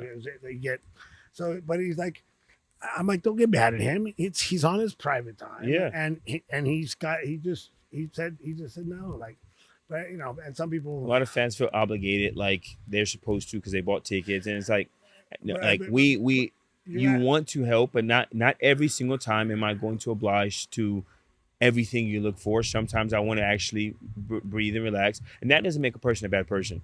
yeah, and I don't blame anybody on their free time. I mean, I've been at things where like guys are, it was like $1,000 a plate dinner for like Muhammad Ali's charity, and there was, a lot of the guys that were there that were turning down pictures, and I'm like, dude, and they're some friends of mine. I'm like, dude, what are you doing? Like, we're at the event. Like, these guys paid to be here. You're here to support the event. You want them to support the event and come back next year. Yeah. When we go out later and we go to the bar, I don't care if you tell everybody in there to go pound sand. That's fine. But these guys, it's time and a place. They should be able to expect. But I don't mind anywhere. But most people, like, it's tough. But you are as good as a man as you are with your hands, and it's, again, I like the podcast and I like being able to have guests here, but it's still my home, and there's a lot of people I just don't invite to my home. There's cousins I don't invite to my home. I love them to death, but some people you gotta love from afar. I learned my lesson, so I definitely appreciate you coming for that. But I want to get into something we talked about off camera as well. One of my favorite fucking fighters, man, and I don't care what anybody says about him, Mr. fucking Vanderlei Silva himself, the stare down king that once got dethroned by the Iceman Chuck Liddell. How is that dealing with stare downs in general? But he's known for a stare down, and between only you and Mirko have I ever seen, like, just douse that whole flame that was Vanderlei's stare down. Stare downs, like, for me, like, especially like, it's like, dude, I'm not. You're not going to intimidate me. I don't know. I hate to break it to you, but I'm not afraid of anybody. Sorry, I'm the wrong guy. You picked the wrong guy, and even when he was doing it, I know he wants to intimidate you. They want to feel like you're intimidated. That in their mind, they want to see it in your eyes that you're nervous. And like, I got both him and Tito to push me after the weigh-ins. Yeah, the stare down by winking at them. They were doing this. I go, guys, we're not fighting till tomorrow. You got 24 hours. Get your clock. 24 hours, guys. You got at least 24 hours before we're gonna fight. So you might want to relax, because all that nervous energy is gonna cause you. Was there any version of? Why would you? Why do you even want to intimidate him the day before? If you want to feel that, I get it. If you want to try to get it when you're across the ring from me when we're lining up to fight. Okay, now you want to see if you can see that crack in me where, that's what they're looking for. They're looking to see that you're nervous. Yeah. And I'm sorry, I can't oblige you on that. Like, I'm not nervous. I like fighting. I like being out there. I'm happy to be there. Did you get more of that, pride, no pun intended, when it was the Vanderlei pride versus Chuck UFC? We're really going to see what promotion is better. I don't think I really cared about that. I thought I always said, like, people ask me now, even now, when people start talking about with breaking up the UFC, and I was like, look, for the fans, what you want is one organization. I don't know that it's best for other things, from fighter pay and all that stuff. I'm not going to get into all that stuff. I don't know enough about it in the current time. But like, what you want is, you don't want the two tops, and everyone fans just argue over who's the best. You don't want that. You want to know. You want the guys to have to fight. Yeah. Eventually, because you can dodge. People dodge some guys a little bit in the UFC here and there, but eventually, you're given an ultimatum. Like, this guy's number one. You're the champion. You either fight him, or we're going to strip you, and we'll give him an interim title. If you want it back, you got to come back and take it. You might get a call out like Usman with a Masvidal. Yeah, you might get call out number 5 or 6, and because you're the champ, we'll give it to you. Yeah. But you're not gonna get you. You're not gonna get that every time. They're still 1, 2, and 3 and 4, and unless you've already lapped him, like Izzy lapped a lot of people. So he's fighting people that are ranked 8 at this point, but he had lapped Whitaker. He lapped people. So Izzy was in a special position. But most people, and it also comes down to making money. Yeah, you got to remember, what's the draw? Fight promotion. It's still a business. Still a business, and like I said, making yourself marketable, making yourself my last wedding. If you need it, not just if you need it. But making yourself marketable is makes it. It's like it's one of those things about trying to jump the line. Like I used to stay in shape. I get like somewhat shape for every UFC one. Back when there was only 5. Just to make sure you're back. Only 5 was a year, because if anybody dropped out, I wanted to jump in. Mm-hmm. Hey, you need we're gonna do 37 and a half. Sure, I'm in. Yeah, let's go. I fought Vitor. It's like they threw that in between 37 and 38. It's called 37 and a half. The UFC 37 and a half. Okay, sure, because it was going to be on. One of the fights was going to be on Best Damn Sports Show. Best Damn Sports. I forgot that show existed. Yeah, one of the fights were going to be on there. I didn't know mine was not even an option to be on there. I thought part of the reason I wanted that fight was because I wanted to be on the free Best TV. Damn Sports Show. I wanted to be on Best Damn Sports Show, but that was like same thing. Like back then, like we were doing. I forget what year it was. I flew back one of them. They had me fly back to do a late show. I think for the Best Damn Sports Show, I flew over there on day of weigh-ins to go do an interview on there and then come back. Flew back to Vegas for whatever, but we needed the PR.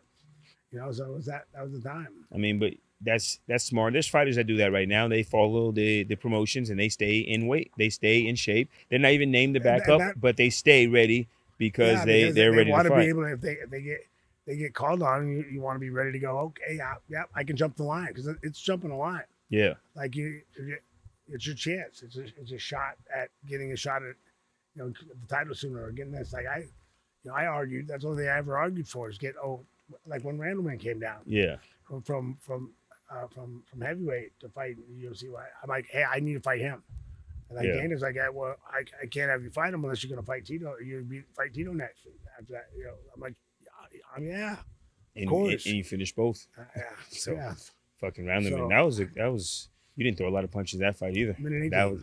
That's funny. So this is gonna good segue to later, that minute 18. So you definitely are gonna it's one of my segment questions, so you definitely got me beat on that. It was gonna be a question for you. I made some bets that I was like, there's no way that man doesn't know his fastest finish in at least UFC history. I don't know about all the off book stuff, but minute 18. Question for you. I ask most fighters this: if you had a dream fight, it's 3 or 4 very similar questions. If you could fight anybody on the planet in history of time, so we're going Genghis Khan, we're going anybody. It could be Joe Biden, it could be anybody, right? Joe Biden is prime. Never know. Who would be that type of person that you would fight?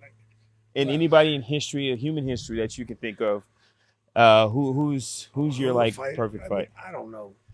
That's a weird question. It's such a weird question. Yeah, it is. I don't know who I would want to fight. I don't know. He's like, I fought everybody that I wanted to fight. I fought everybody I wanted to fight except for Jones. I mean, if you could fight in your prime, I think like I said, I just think styles wise, I'm a horrible. So we'll go with the answer, John Jones. Yeah. All right. And another question: if you can run back any fight in your history, in all your fights and wrestling matches, anything, who would be the fight that you want to run it back? I'd like to go. Are we going back and redoing that specific fight? Just any fight that you like. Redoing that. I want to fight that guy again. I mean, it would have been. I would have wanted to go back to 07, have another shot at Rampage. I made a Rampage. I think afterwards I thought I could beat him. I still think I could have beat him.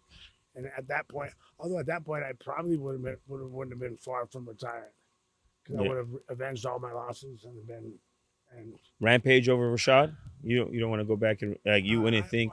Well, I don't know. I was already kind of on the other side of that. Yeah. The reason that one back would want that if I could take that fight back Yeah. and redo that fight. And Rashad being there, it's a good friends now. Yeah. And I was winning that fight. He just got me. It's I was part of the I fight was game. You winning get that caught. fight, but hey, it happens. Anybody can get caught. You've done it to other people, and you got to take when it happens to you. I got it. I mean, like I said, that was the thing. People always ask me why I fought so long. Like why I lost 4, I lost 5. Yeah. And the thing was, it wasn't like if I was getting beat up and then getting knocked out. Yeah. It would have been easy quit. Yeah. But I was winning fights and then getting caught. Yep. It's competitive. You're winning, and you get caught. I'm winning and I get caught, and so I was like, it's got to be some way to fix this. It's got to be some way. And then when I finally figured out they couldn't fix it, because I couldn't fix the fact that I wasn't able to take a shot like I used to. There's like a quote, and I heard Dave Chappelle say it, but I don't know where he got it from. It's like to be appreciated enough when you're living in your dreams, but be humble enough to realize when you're living in somebody else's. And I think like that goes like the Rampage, like, yeah, you're winning, but you've done that to other people where it was your dream, like the Randy second round, and it's like, dang, like he might think back, damn, fuck, like that was Chuck's time. And there's times where it turns out you were living in somebody else's. It was their time that was his highlight that built his career at that point. And sometimes you're in somebody else's dream, and humility has to go both ways. It happens, man. It is what it is. It's fighting. That's why it's a fight. That's why it's fun to watch. Yeah, I mean, anybody can get got. If there was a crossover in your time, Chuck Liddell, Iron Mike Tyson, who's taking it? Stand up, obviously. Kickboxing or Mike Tyson can't do it. Kickboxing, boxing, just or boxing. MMA? Just boxing. I mean, MMA. I'll say you guys can have the 4-ounce gloves. To make it a chance, I need to be able to kick him. If I can kick him, because here's the thing: if I like, he's a dangerous guy to do that too, because he's got such heavy hands. But like a regular boxer, I'll tell you, I give you 1 round if I can leg kick. Because by the end of that round, you're not gonna be able to put enough weight on that front foot to knock me out. Yeah, you got to knock me out in the first round. So there it is. Oh, that's Iron Mike. He's Mr. First Round. Yeah, so that's what I'm saying. If I can make it through that first round, but here's the other thing: if we can wrestle, he's got 1 shot, and it's over. Yeah, like I always say that's why you got to say stand up, because wrestling, there's no. If it was a street fight, he's got 1 shot on the way in, and I don't give most people that. Yeah, but him, I'll give that. He's got one shot on the way in. If he catches me on the way in, but I'm just coming. We're going to the ground. He ain't getting back deep up. waters. I'm holding you. We're going to the ground. He ain't getting up. Okay. I'm not gonna let him get up. He's not gonna get a shot off. That's it. Okay. So I mean, it's Iron Mike. So mainly any boxer, but obviously Iron Mike, you better take him down, or you gotta do it. Standing up in front of that man is it's not smart. If you're going against a boxer, a straight boxer, like a really skilled boxer, he should beat me.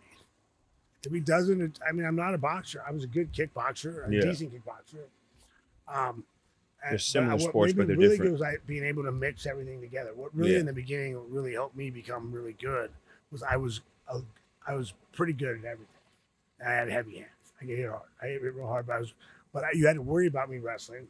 Like when I knocked out Overeem. Yeah. Overeem, all you see usually now is me knocking him out at the end, overhand and stuff. But I took him down first and made him worry about me being on top of him. And then it hit him. And then he was considered like a muscle guy, strong guy. And when he got up, then I caught him. Then I caught him and knocked him out. But he was worried about. He was kind of a little frozen on. What was they gonna do? Was they gonna shoot or was they gonna punch him? Yeah. So that gives you that timing. It's kind of like when what's his name when he fought JDS, Cain Velasquez. The first time he went out there, went out there to knock him out, stand up with him, and let him be comfortable boxing him. And Junior just knocked him out. Junior Dos Santos. Right. So, but the second fight he went out and he did what we tried to get him to do the first. Yeah. I tried to get him to do the first fight was to take him down first and work on his wrestling and mix it up and that freezes the boxers. Yep. So that like now their timing's off, and they're not getting the punches off like they want. He has to respect that your shoot, and now you can close Shot. the distance. Your shot, excuse me. Yeah, this what the fuck do I know, right? He has to respect you, and so when you close the distance, are you coming for an overhand, or are you coming to take him down? I've seen people get paused. I think Izzy was like not lucky. Izzy's a fucking skilled guy, but nobody in his class at that time was trying to take him down. It was a bunch of strikers, and unfortunately for them, Izzy was a better striker by far. He never had to respect most people's takedown, and that was a big difference. And I would love to see his career if 185 in Izzy's prime had anybody that would like just straight like a Chael Sonnen type guy that is gonna go for the wrestle. And speaking of Chael, I love Chael. What's your relationship with Chael? Do you have any relationship with I Chael? get along with Chael. It's funny. I can tell people He's like different. I like Chael. But we were at before I was fighting that last fight in 2018. We were doing the same show, and I was in the back talking to his mom actually, and he was out. He talked shit at the end of the thing about me, and he comes in. The first time, hey Chuck, what's up, man? How the kids? Oh yeah, you're my mom's favorite fighter. Yeah. It was. He knows how to sell the show. He was just. I teed it up if you ever want to fight. That's all. That was it. There we go. It was like it wasn't. He's just a good. He likes to run his mouth. It's funny. And he's funny. He got paid for it. It sold fights, so I'm not mad at him, right? I was gonna make fun of him. I would say like, well, I know why you do that because you're a boring fighter. That's funny. What was your reaction to that? Kind of like, He's just fuck off. Yeah, that's it. What's your relationship like with Joe Rogan, Dana White? I don't see a lot of interactions like you and Joe, but because you're doing a different thing. I've known Joe for a long time. I mean, we're cool. I mean, I talk to him whenever I see him, and he's good friends with Eddie Bravo. I used to train with Eddie. He's a busy guy too. Yeah, and I see him when I say hi whenever we see each other. I mean, he's a good dude. I like him. Him and Dana are the two guys. Me and Dana are still friends. Dana used to be my manager. That's how I'm one of the reasons he got involved in MMA at all. So, yeah. We've been friends all through the whole thing. We don't agree on everything, but we agree to disagree, and we're good. And, we've always been good. Always friends. I mean, he's always been good to me. But yeah, so this is a little. But the one thing I do say, the two people I get asked hands down the most to get something in front of is Dana and Joe. I'm like, guys, I don't control Joe and I don't control Dana. He's a grown ass man. And by the way, if you're coming to me to get to them, you obviously couldn't get to them through their normal. There's a normal channels that they know are there. So I mean, that they place for a reason. And people don't understand. Like for me, like when I ask favors from friends, there's business favors and there's favors. Yeah. Like a favor's can you give me a reservation at this place? Yeah. Or something like that. I always tell me like, I had these guys trying to get me to get Mickey Rourke to take half his, because I know Mickey. Yeah. Take half his rate for a movie, and they give me a part of the back end. I'm like, do I look like an asshole? Like, I mean, I'm gonna ask my friend to take half his pay at his work, and take part of the back end from him. Like, what's wrong with you people? But we talked about earlier, common courtesy is not normal at this point. Like, I'll call a favor from a friend. I called him up one time because I forgot to get a Mother's Day reservation at the Four Seasons over by him, and like I was supposed to go to that thing, and I was like 300 on the wait list or something crazy, and I'm like, hey man, is there any way you can get us in? And he's like, and he actually came to Mother's Day with me and the kids, and he got us a reservation. That's a favor from a friend, not asking him to take a cut on his pay and get paid for it. Like we talked about earlier, people. It's like, what's wrong with people? I don't know because a lot of it's not malintent, it's not malicious, but that's what confuses me the most because it's still like, I mean, it's fucking stupid. Yeah, And it's like I don't ask my understand. friends Just to take half their pay. and I try not to right? judge people because it's like maybe I was raised one way, you're raised a different way, you just don't know. But part of me is like, no, you do know better. You just try things. And I've had some people I've had to cut off because they, their way to get a lot of things in life is to finesse. And I'm like, that's fine, no problem. But you don't do that to your circle. Like your circle Yeah. or like off limits. You don't finesse us. And they still try. And I'm like, you know what? Like you don't get the concept of like we are your people. We're your family. You can't always trying to have some end I get around. more into that story with that guy. That guy was a douchebag, but like he was trying to get me to do it. Like I was asking me to do a favor for a friend, and he's a friend of a friend of mine. So Yeah. I was kind of that. Acquaintance. And I was like, I was entertaining, maybe doing it for him, and then all this stuff went on. It was So insane. your old manager, your business partner, your guy has a relatively new thing called Power Slap. It's building. He's doing his thing. It's something else. I went to my first live one. To be honest, I didn't think I was gonna like it. I was like, this is fucking weird.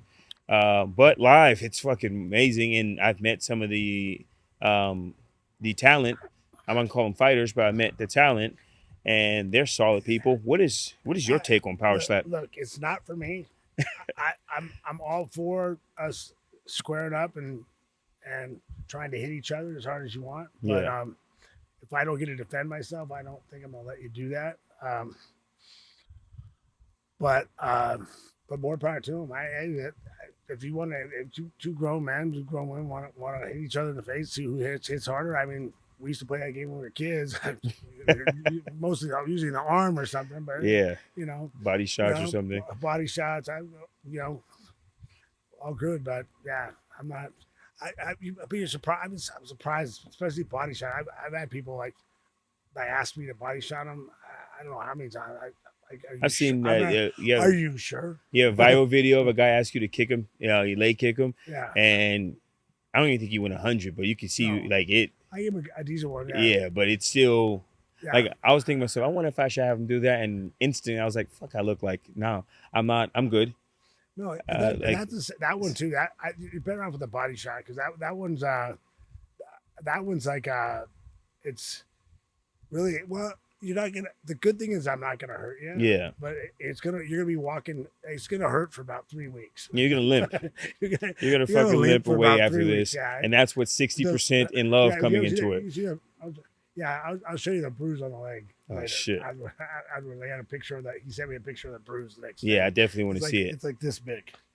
And we might, if after this, talk to the guy, and if Oh, he he's doesn't- okay he with doesn't it, care. we'll put it in post when we're talking about it, the Alright. bruise, and we'll post it, the bruise on his leg. Yeah, 'cause I don't think and the whole shot. He posted up he's the one that it was Oh, his show. It's a lot. It has a lot of views. I looked at it, and you gave him a good kick, but you could tell it's maybe 60-70%, Yeah. and with love, and Yeah. you could still hear it. Yeah, I just made sure it was. I want to do it like, but I just make sure it's in the center. Yeah. So that way it's not. I don't want to catch it. A ligament or anything, I tear. get something low. So But yeah.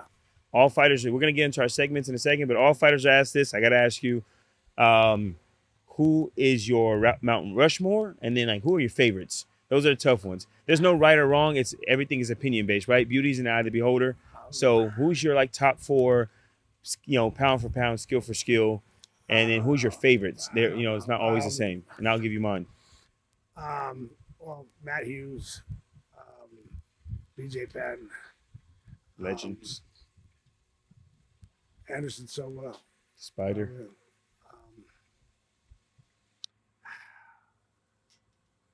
Well, I mean to watch Glover, but he's my boy. He's a bad man too. But If you had to choose one more, who's up there?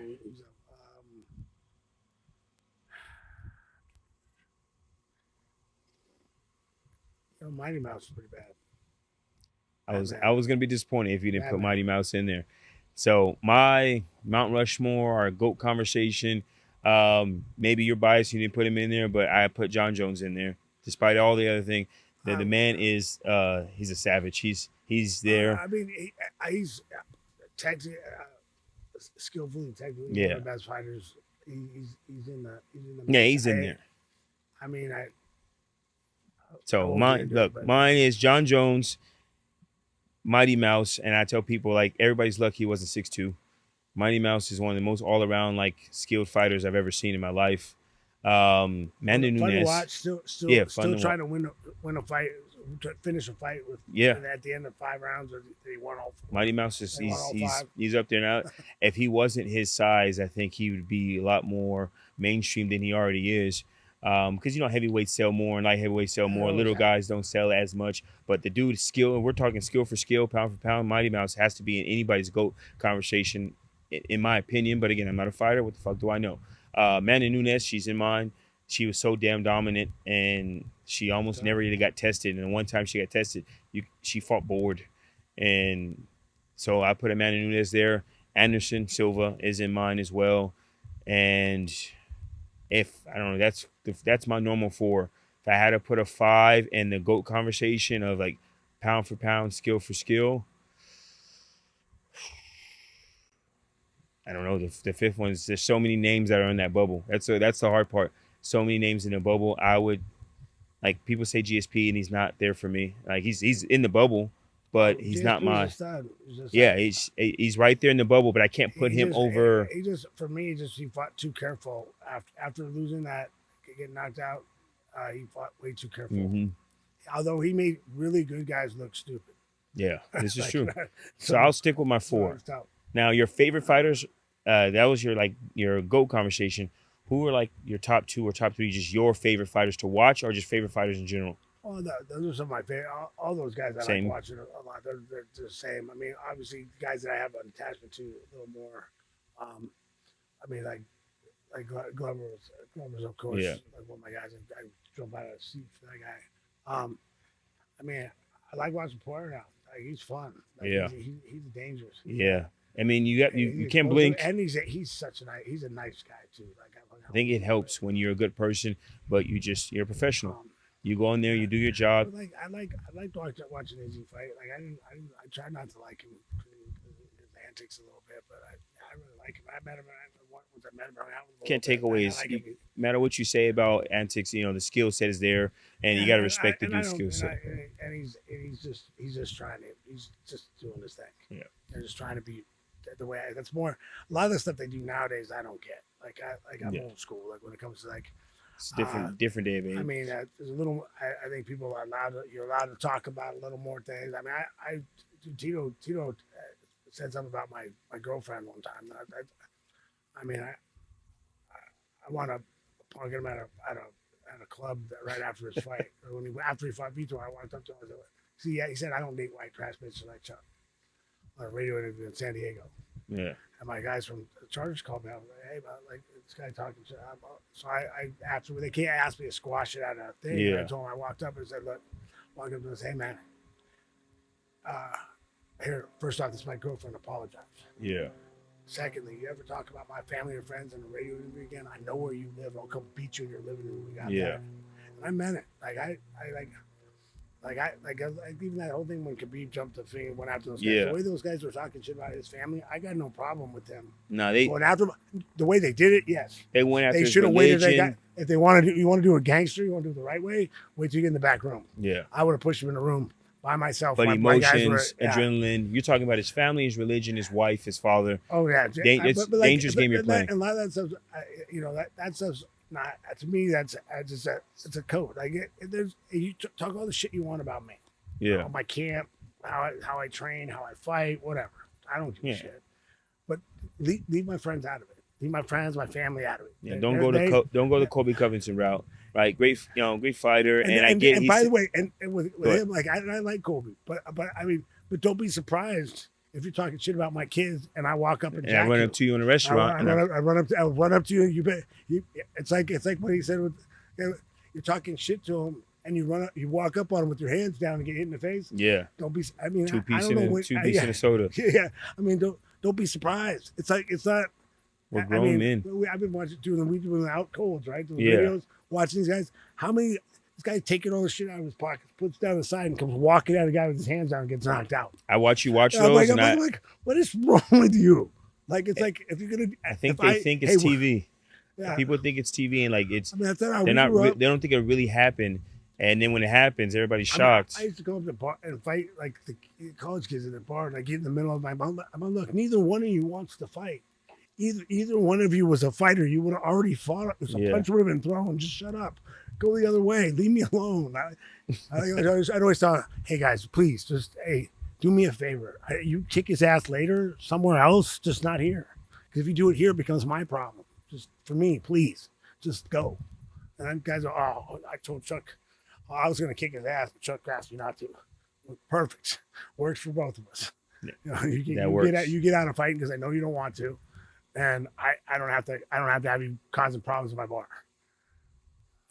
I've dealt with friends that are the exact same people. It's funny because most of them are the little dudes. For my friends, some of the little dudes that, you know, we call it like Chihuahua type thing where they're barking at each other. But if I was to open the gate and like let you on the other side, you'd be like, and it's like, I'm like, man, you're going to get me in trouble because I'm here with you. And we used to go I'm from San Diego, so we go to Mexico a lot. And I told him, I was like, check this out. I let you get away with that, like in the States. You start something here in somebody else's country, you're on your own, bro. I can't fight people in a different country. I got to make it back to the border. I was like, and it's sometimes he's got locked up in Mexico starting some shit. I left him. Like, I love you. I'll see you back when you're inside. But I told you that weird starting stuff or trying to like play the game that maybe look good for a girl or something. It's not for me. I did that back in college wrestling. I remember one time where there was a funny story. So what I talk about with that one, I was at 118 pounder, I think. But he's sitting there and he's popping off to one of these football players I talk about. And there's probably 8 of us wrestlers there. Like bigger guy, me, Seth, right, our big guys. Yeah. Our heavyweight. And then look, and the guy's like, come on, man. Like, he's like, and then finally, the guy, our 118 punches the guy in the face. And the guy just goes like this to us, like go ahead. Like, hey. Go ahead. Hey, he's on his own now. And you know, the guy started hit him a couple times, and we broke it up. He tried to bail him out. I tried to explain. Well, we bailed him out so he didn't get hurt real bad. But it's like, look, man. I used to tell guys like, if I'm not gonna let someone walk up and beat you up, but if you start shit with somebody, it's on you. Yeah. If you want to run your mouth on somebody, I'm not gonna let you get hurt. I'm not gonna let you get hurt. But I'm gonna let you handle your business. Handle your business. Yep. You obviously want to handle it. And now, don't get me wrong. If he comes up and tries to do that to you, I got a problem with it. Yeah. But if you want to do it to him, hey, it's on you. You make your bed lie in it. You reap what you sow. Pick a proverb, but either one is going to work out for you. And I'll make sure you know things are okay. And if his friends start jumping in, I'll take care of it too. Yeah, we'll handle that. We don't want to have to handle that. So. But it'd be better if you just didn't start shit at all. Yeah, but especially when you know how we can get. When they know that it's that, then you don't have that problem most of the time. Because a lot of times guys would start, I'm gonna get chunk with me. I could go start talking shit to people. No. Yep. No, you can't. My little guy friend, he's 5'6", 5'7", maybe $120, and the people we hang around, right? One guy is 300, 6'1", one other guy's 280, 6'2", and then I was like 185 football player, 6'2", and he's a little guy, so he feels protected. He feels like if he starts something, he has us 3, and it's like, but that's not a good reason to start something. 1, we're not in the mood to get into shit anyway. 2, this is real life. It's not high school anymore when security guards pull you off, or whoever's working at the school and teachers. You can get really hurt. There's weapons involved. You never know what's going on. Like, let's just have a good time. Yeah. And so, to be honest, we don't hang out with that guy no more. Funny, one of my guys owns a business. He's a barber, and the other guy has a ranch and a business in San Diego. I've done well. I've owned a few businesses and an entrepreneur, and the little guy is in jail. And anybody surprised? No, none of us surprised. And we love him, but we can't talk to him. Once we had kids too, that was it. Like, we can't let you be around us and ruin things when we have kids. I had a buddy, and he was getting mad with some other buddies. I said I won't hang out with him anymore because it's right after I just started fighting in the OC. But we're walking down State Street in Santa Barbara. He's throwing shoulders into people. Guys look at me like, what the fuck? Like, I'm like, I go ahead. I'm not fighting for him. I'm like, I'm not. If he's gonna start a fight with you, it's on him. I'm not fighting his. We're battles. grown. We're grown. Yeah. You know, it's not. We're not fighting over nothing. Yeah, but people, I don't know. They try. I don't know if it's living high school days or what. I don't know. Why do Old you school. I just that stuff too. Like, A lot of you're throwing people- into a guy you don't even know. Like, why you want to fight a guy you don't know? I don't know if it's a What? black culture thing or maybe it's an old school thing. We say people don't believe fat meat is greasy, and it's like you don't believe shit really happens. Like you like in this la la land that you really think you mess with people and like just everything's gonna be cool, and maybe because you think Chuck's with you, leave people the fuck alone. It's just the easy way to be safe. Oh yeah. It normally works out that way pretty damn well, Yeah. and be ready to protect yourself and have the ability to protect yourself if things happen to Yeah. present itself. But Oh, stop going and looking I for used- problems you're not ready to solve. I used to have a person in my life that used to give me a hard time for not punking people. Why are you wasting your time talking to that guy? So just tell him to fuck off. You know, like why? Like, because 99% of the time, 99.9% of the time, if I do that, he's gonna make the right decision. Yeah. But if he doesn't, has he done enough to go to the hospital? Has he done enough to not make it to the hospital? Yeah. Has he done enough for me to go to jail? Mm-hmm. No, right? So why do we want to go there right away? I can always take it there. Yeah. They can always get there. I'm not going to let him do something that I don't want, that is not okay with me. Yeah. But I can talk him out. If I can talk him out of it, I'd rather do that. I'd rather be. It's just simple. And you know, a lot of times he's not a bad. He probably wasn't a bad guy. It probably was. He might have been making a mistake. He might have just had a bad day. Like, and the fact that I talked him out of it, now it stopped him from having a really bad day, and it might have stopped me from having a bad day too. I think a lot of people in the world are lucky that you have the mindset that you have, because your ability of what you could have been or what you could have done to a lot of people around you and from college to now could have been, travesty, atrocious. Yeah. But and I used to your fight when I was a mindset kid changed because it. I liked fighting. But if I always said I learned it when I was a little older. When I was 21, 22, like I kind of figuring out that I never started a fight. I never let you out of it really easy either. Yeah. So as I got older, I kind of give people outs and ways to not have to fight, not 50 have to. I don't throw it in their face. You know, I don't make it an ego thing where you gotta back down or no. Hey, bro, I don't want to fight either. We're cool. Like, let's just Make you feel good about backing up, but I'm saving you from you. yeah. And 50 Cent has a quote. I don't know if it's his again. I'm a big quote guy. It's like, I don't want any problems, but if you want a problem, okay. It's like, I'd rather not have it, but if you're like insisting on starting it, that's fine too. But it'd be great if you just like leave me the hell alone. It'd be great if we could just be cool. Like we can figure this out. We can solve the problem. A couple more things before we get into our segments. One, my favorite fighters to watch. I didn't get to answer that. Obviously, Chuck Liddell, Vanderlei Silva, and Dustin Poirier. These are my three favorite fighters to watch. Like my favorite fighters that you don't have to be on the GOAT list. It's just my favorite fighters of all time. Those you guys, I think you're just bangers. You're very skilled in a lot of different ways, and I don't think I've ever seen a boring fight in your damn career. And maybe I missed a boring one somewhere that was out there, but in wins and losses, it was not boring. It was graceful. Vanderlei wasn't as graceful, but it was just there's no boring fight. So if you're gonna watch a carnage sport, you guys embodied everything that was like when it comes to fight, the whole fight game. Dan Henderson was always fun to watch. Dan Henderson was a great fucking person to watch. I gotta get him on the podcast. He's out here somewhere. Yeah. So Back to- you got to figure it out. So one thing, just because I don't think anybody's asked you on camera since it's happened, our fucking ex-president just got shot at our shot. What the fuck? How did where were you when you found out? I was in there doing a podcast, I think.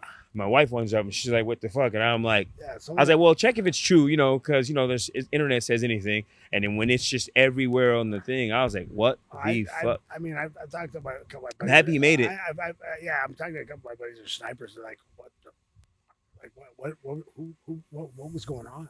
Like it doesn't make sense. Whoever it was, none of it one makes shot, you sense. fucked it up. Well, Whoever it was. he took more than one shot. Yeah, but you had your shot at the guy. Someone just sent me that render of like how close it was to being. If he just tried to turn his head just a little bit. And he's going to have the most iconic photo in the next 20, 30 years. the fucking hands up with the ear bleeding. It's gonna be the most iconic photo in the next like 20 years. And again, we don't have to get into too many politics, but answer what you want to answer. Is Trump your guy if he runs? Oh yeah. Yeah, I mean, Oh yeah. people always assume because I'm black, like I have to not vote. I'm like, at this point, you vote for the lesser of the two evils for the country. Fuck party, or that's my opinion. Fuck party or this and that. All presidents are not gonna do everything they say, but I know one thing. One thing can't be is Biden can't win. I don't. Maybe if the Democrats had a better person, I can at least wonder who I'm gonna vote for. When you can't finish a paragraph, you cannot be the leader of the free world. Like that's not debatable. Why are we debating any other? Well, is he a good president or this party or this? It doesn't matter. The dude can't finish a paragraph. I don't think he's gonna make it to the. I don't see how. I don't put someone else in, but this again. We're in California, so they say votes don't count. California's gonna be Democrat, so there's nothing we can fucking do at this point. I mean, it was Republican until Clinton, so you never know. Maybe it fucking changes again, but there's nothing California could do. But at this point, vote. Like who you dislike, personal likes. All I know is the leader of the free world in our country cannot be a person that cannot walk downstairs without being held, and he cannot finish a sentence. We still have to have power. Reads the pause. Teleprompter. So it's at this point it's different. Can't But yeah, teleprompter. that was your reaction was just like, what the fuck? Was it the same as mine? Like, what the fuck just happened when you got I just none of that made sense. I went and looked at all the stuff like the angles and everything. Oh, how did that happen? Like how did they miss it? How are they that incompetent? Do you think it's real or you think it's staged? It's beyond incompetence. What do you mean by staged? Like people are saying that it's fake, and like, oh, that's fake. It was a setup. I disagree personally. Fake what? That's. By the way, fake. So they almost killed him. Fake. That's my argument. He took it. He let them take a shot at him. I said my argument was with an AR-15, 150 yards, something like that. And nip his ear, and he counted on them not missing. Thank you. Okay. Thank you. Let's play idiot for a Thank idiot you. 101. Like I'm not. I don't know anyone that would take that risk. I got friends that hit 1,000 yards the first shot from here. Jeez. I wouldn't let them shoot my ear from 150 yards. Like that. The chance of just one error, like some hiccup on a little hiccup where anything could happen and it'd go through my head. No, thank you. Not a chance in hell. Not gonna happen. So you're definitely. I see college did well for you because you're a smart man. Obviously, accounting works. You're doing the math, and that accounting degree works because the math is not mathing when you think it's fake. There's no like. How does the sniper? By the way, it's not normal for a sniper to take his eye out of the shit when he's got a guy in his sight. Why do you do that? So it's like there's a lot of things that aren't normal. Like it's a weird situation, but what I don't think is they staged a real gunshot. They didn't stage a real gunshot. Like even like I said, if you have a friend that can hit from 1,000 yards, I'd have him shoot me in my arm. At the end of the day, getting shot and getting back up is the concept, right? Why would I let him shoot me in anywhere here and up? Like shoot me in my leg. If I'm gonna fake it, I'll take a leg shot. I'm not letting you shoot me from whatever distance ever anywhere near my head. So if I'm gonna fake a assassination attempt, I'm gonna get shot in the leg at best by a guy who's perfectly trained. I'm not letting him shoot me. And he better have a sniper rifle too. I mean, you're using some. Yeah, you're using assault rifle. AR-15. No, like so. I'm glad somebody has common sense because I've been seeing online. Obviously, my algorithm is probably different than your algorithm. I still have a lot of people from my culture and a lot of people that don't. Oh, it's funny how algorithms are too. Like, the algorithm is fucking nuts. My algorithm is a bunch of idiots saying a bunch of like shit that just. I'd rather debate flat Earth and round Earth and go into that rabbit hole before I debate this. Like, at the end of the day, I'm happy he survived. And I still have people on my Instagram like, oh, you black people that are happy for Trump surviving, you should be ashamed. I'm like, so you want us to you want me to wish him dead?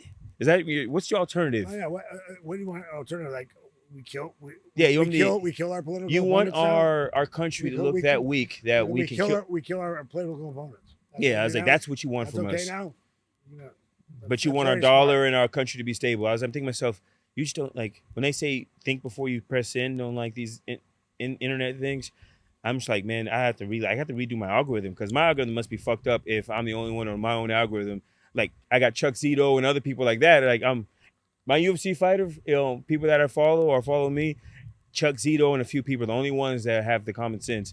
And unfortunately, the rest of my algorithm is like a bunch of bullshit. And I'm like, you don't have to like the man, but wishing dead upon somebody, like even like it's weird. It's a weird thing. Yeah, no, just for a party that and we're as a country first, the party that claims to be nonviolent. Yeah, like it's country first. Fuck all the anything. Country first. He was a sitting president, and for no reason do I want a sitting president assassinated for any reason because it makes our country look weak upon the rest of the world, which are already going back and forth with trying not to look weaker than what we are. So I'm like, it's just weird, but I'm glad I got to take because I'm pretty sure you haven't. I don't think on camera, at least anybody's asked you this yet. It's been 4 days. But I do want to get into our segments. That stuff gets crazy. I try to get out. I try not to talk too much about that because people are ignorant as fuck. But it's funny. Did you see the one with the girl behind him? Oh, she's like fucking. She has nowhere to put her. God, I can't put. Like he needs to I'm fire glad her we have immediately. such a trained girl that she can't put her gun away. I wish her to have a good job, but she should not be in that job. He needs to fire her immediately. She has no idea where her holster is at and how to holster her shit. You have one girl, when shots going off, she's Secret Service. She's ducking, not covering him. She's ducking the fuck out of the way. And it's like, come on. Like you had one job. Take a bullet for the guy. That's pretty much your fucking job in every way and to protect him. Shots go off and she's looking at how to get the fuck out of Dodge. And look, I'm not mad at her. Fight or flight kicks in. It lets you know training is different in real life situations for sure. But yeah, there's a couple people in this crew that he might need to get rid of real soon because they definitely failed. My thing is I don't understand how like Cheeto or whatever. She said that they didn't have anybody on that roof because it was slanted because of the incline of that roof. And like it was less slanted than the one they had. Yeah, he was on. Yeah. So it was less slanted than the one that they had people on. And nothing people were walking is nothing. out like it normal. Like why would you? How do you not answer that question better? Why are you not prepared for that question? If just I don't know. How did you guys miss him when there's obviously people in the crowd screaming, "Hey, there's a guy on the roof!" Oh, they got all sorts. They were screaming. There's a guy on the roof. There's a guy on the roof. They found him. They said they found him 3 hours before. He came through with through the thing with a rangefinder. Like, how do you not confiscate a rangefinder? Your algorithm obviously is sending you everything. That's one thing I'm happy. I don't even want to get into it. I'm just happy the man's alive because it's such a weird magic bullet situation. Like, that it's almost stupid that they allow that to happen. I feel like it was so much easier to avoid than to happen. The dude didn't have to work to get that shot off. And that's a problem. Well, I don't know if it's true, but they say on there that the actual sniper that shot him. Yeah. They said he had a stand down order. Really? They had him in sight for. I hope it's not true. I hope it's not true. Yeah, but he has stand. Because it's still like okay. They're saying he had a stand down order. The former president might be safe at that point, but there's still crowds full of people. You got. Yeah, you got. You're gonna okay. The guy's with an assault rifle and you can hear it. What do you mean stand down? Like he was not allowed to shoot him. That's what I'm saying. I'm saying, like, what do you mean? Why would you give that order? Stand down? Like, would you want to talk to him after he kills a few more people? Yeah. He let off like 8 shots after that first one. Yeah, well, I think that he supposedly got in trouble. They're saying, I don't know. I guess I shouldn't say it because it's not. It's hearsay, but I hope it's not. I hope that's not confirmed because then they got to explain that too. There's a lot of things that need to be explained, and it's such a weird, stupid situation. They're never going to explain everything because it's all confidential. Yeah, it is. I got something for you to explain. How the hell you fall off a $100 million yacht, Chuck, in San Diego? I had 2 choices. I had 2 choices: either try to catch myself or take a swim. I didn't have my phone on me, so I took a swim. There you go. And I don't think anybody's gonna. You're like 220 right now, 240. About 240. 240. Nobody's gonna be able to grab you. You're gonna pull them in the water with you. Oh yeah. No, and when I was going to get, that was the funny thing. At the end of the back, how come we could get out of the water? Because the guy handed me his hand. I'm like, okay, I grabbed it, and he's 140 pounds. Like I started pulling on him. He's gonna pull. I'm not pulling him in. I'm like, okay, I'll just wait. I can swim, so I'll figure it out. I can swim. I'm good. I mean, I can swim. I grew up near the beach. I'm a swimmer. Yeah. I'm good in the water. I like water, but I'm I from said- San Diego, so I have like a bunch of San Diego channels on there. Yeah. And then obviously between following you and the San Diego channels, Oh, my yeah, whole no, it's all right. for at least So a fun. good 6-second scroll, you were my topic of conversation. And then I run into you like a week later. I remember I asked you at UFC 300, same thing. Like, yo, like Yeah, what man, the hell? I slipped. I've always been. Funny thing is, I tell people I've always been a klutz, and I'm like, my exes are like, you can't be a klutz. You're an athlete. I said, I'm good when I'm focused. Yeah. I don't focus. If I'm not focused, I used to trip. I remember a couple of times that outside the bar when I was working. Yeah. I was dead sober, tripped, ended up started doing a couple push-ups. Guy tripped over Playing the blue line. the game off. I tripped over the blue line. I don't know why I tripped. Just got my feet and. I'm good at catching myself, but I guess that's how I'm. And there wasn't anything to catch on to. Like I looked real quick. I'm like, okay, I gotta push off. My son is a klutz. I'm hoping that it's just because he's a kid, but the kid, man, he just. But like, I'm gonna get arrested one day for like child abuse because he gets hurt so much. The same way he bumps his head into everything. Like I'm like, see, I told you I'm a klutz. Yeah, that's it's in me. the genes. That's me. It's in my genes. I think my son gets it from his mom. But I was good at. For sure. Because look, I was like, she gets mad at me because she's like, they're gonna call CPS on him. Like he has a black eye. You saw him at UFC, the expo. I don't know if you remember. I'll show you the picture. But he had like a big ass Band-Aid on his face because he had like a damn fighter's gash, like a Nate Diaz gash, because he's at the New York. He stands up and walks into a table, and this is 20. We're waiting for the valet to bring a car to go to expo, and I asked him, we're only here for you. The expo for you. I've been to expos. I'm done with him. Do you want to go to the hospital or you want to go to expo? He's 7. He's never been in. He just got into UFC. He wanted to go to the expo because he wanted to see Brandon Royval. That's his favorite fighter. And so we just put some butterfly Band-Aids on it at CVS and called it a day. It healed up pretty well. But then later on that night, next day, we sent him with my sister, or the same day, he goes in the pool and are at a pool with him, and now his face is scraped up. So he has a whole gash here, scraped face, and this is him. Every couple of months, he has some weird bruises somewhere. And I'm like, man, they're going to call CPS on us one day because you're such a klutz. And it's crazy, but I love him. I just hope he grows out of it. I'm praying to God he grows out of it. Yeah. So we get better at it as we get older. Yeah. So I'll have him network with Uncle Chuck. But I want to get into the segments. So we've done this once before. We're going to start doing it in the future. First one brought to you by Gadali. So it's a watch company, and they're going to be gifting you with a watch today as well. I don't know anything about watch companies, but the watch is valued at $800,000. How that works, I can't tell you. It's a different version of this one. You'll be gifted. You'll walk out of here with a brand new watch. We made sure I had it here for you. So Awesome. coming on a podcast, that works. I think Jackson might have gave you a chain, but we got your watch. But Watch or Pass by Gadali is our segment. So I'm going to give you different scenarios, and you're going to have to watch one, and you're going to have to pass one. Some will probably be easy, but I try to make them somewhat hard. So first one. Watch or pass the return of Ronda Rousey or the return to GSP. So on Channel 2, Ronda Rousey's fighting for the first time again. Channel 3, GSP is return. GSP? Okay. We had a hard time with that yesterday, and I was like, I think if it's GSP, I think, it depends who he fights. Other than that, I think I actually go Ronda Rousey. Depending on who he's fighting, coming back. If he's fighting like the Eagle, Habib, I watch that over almost anything because I would love to see that actually come to grabs. Yeah. Next one, watch or pass. Dana White and Tito Ortiz in power slap. Dana slaps first. Or your favorite sports team wins the championship this year. Which one you watching? Which one you passing? I try to make it hard. That one's tough. Dana gets to slap first too. So. Oh, I would like to see that. I mean, I would have to go with that. I'm a big Green Bay fan, but we won. We won before. I got to watch them win before, so. So it was a tough one for me making the question, but I have Charger bolts tattooed on my shoulders. So, and Chargers haven't won shit. So I was there with that. Don't tell me the 49ers one. Lorenzo Neal.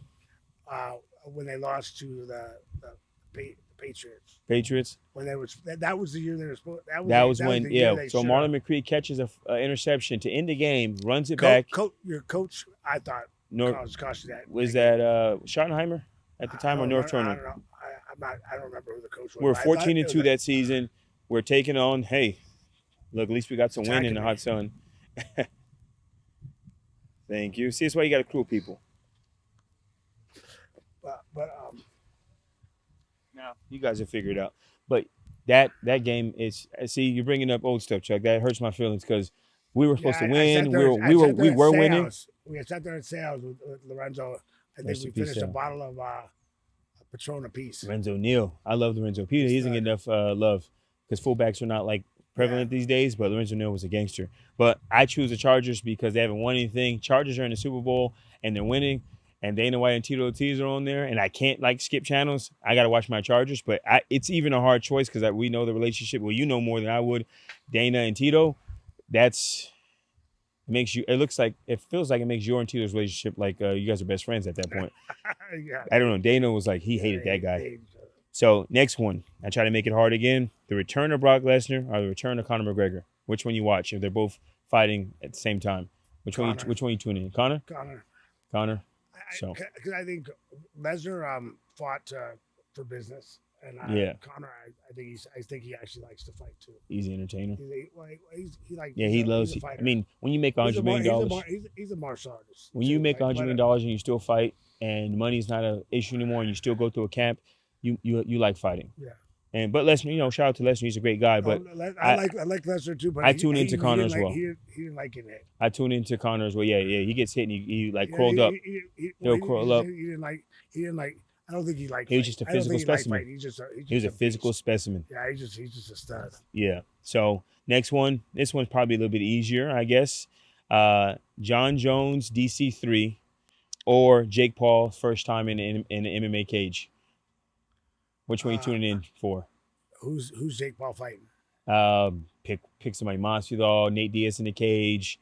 Any of these guys. Sean Strickland, somebody he's been talking shit to. Oh, I'd love to see him fight Strickland. I think that'd be great because it's not going to the ground. So these guys in there. That'd be funny. So you're taking Jake Paul in the cage? What? You're taking Jake Paul or John Jones DC3? Oh, I don't want to watch that fight again. Now he's done. We've seen that twice. So I don't want to see that again. I would love to watch it, but not over Jake Paul. Like if they're fighting, I'm tuning in. Obviously, DC maybe, but I don't see it. Unfortunately, I think John Jones is. DC's a great guy, but there's sometimes people have your number, and John Jones had his and everybody else's. So, so that's. I think that's where we're gonna go. Last one. If you had to watch or pass, UFC or fight knockouts on highlights for like 10 hours in a row, or game shows like Family Feud and all that 10 hours in a row. Which one you watching? Which one you passing? UFC. You watching UFC? I'm a fight fan. Fight fan. Okay, I just gotta make sure. I'm a fight fan. Some people have like guilty pleasures. You never know. Oh, I have a lot. Hey, we're on camera. We can share. Look, I need more takes. Is best. We said no. There's certain topics we want to talk about. You didn't say anything about guilty pleasures. All right, so that's Watch Your Pass with Chuck Liddell. I think we're like opposite on half of them, but that's to let you know everybody has different opinions. We have, and it's okay. Watch Your Pass by You Godal. can have a different opinion. Absolutely, you're not wrong for somebody else being right. It has nothing to do with anything. Sometimes it's your personal life is that. Next, we're gonna do Sip Happens by Gelato Pure Water. Drink Gelato. So there we go. Let's get that. So Sip Happens by Gelato Pure Water. Drink Gelato. Shout out to the sponsors for making sure we're all hydrated for this. And they have so many other things going on. Gelato Tequila. I don't know if you're driving, so I felt like Gelato Tequila wasn't a good one. Yeah, I don't. Different occasion. I don't drink and drive. Different occasion. I'll We'll do Sip Happens with Gelato Tequila next time. So we're gonna do brain teasers. Okay. If you don't get it right, I got hit in the head for a living. You know that, right? I understand that. If you don't get it right, you take a sip. Right? Obviously, it's water, so it's an easy sip. So makes it real easy. Perfect. You take a sip, and you if you want to do a shout out and be like Gelato. Every time you take a sip, Gelato.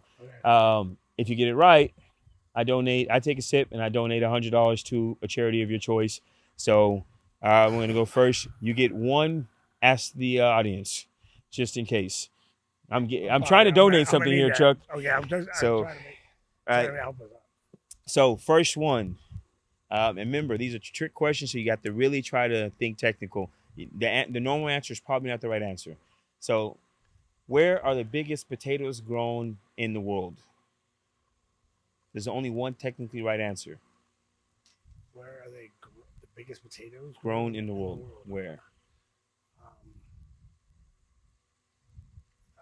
You can ask the audience. I'll give you ask the audience for all of them, just so I can get everybody at one time.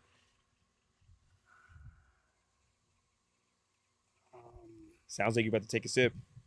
That does. 'Cause I'm trying to think. No pressure. No pressure. It's just the kids, Chuck. It's just the kids. Just a donation to the kids. What does that mean to you, man?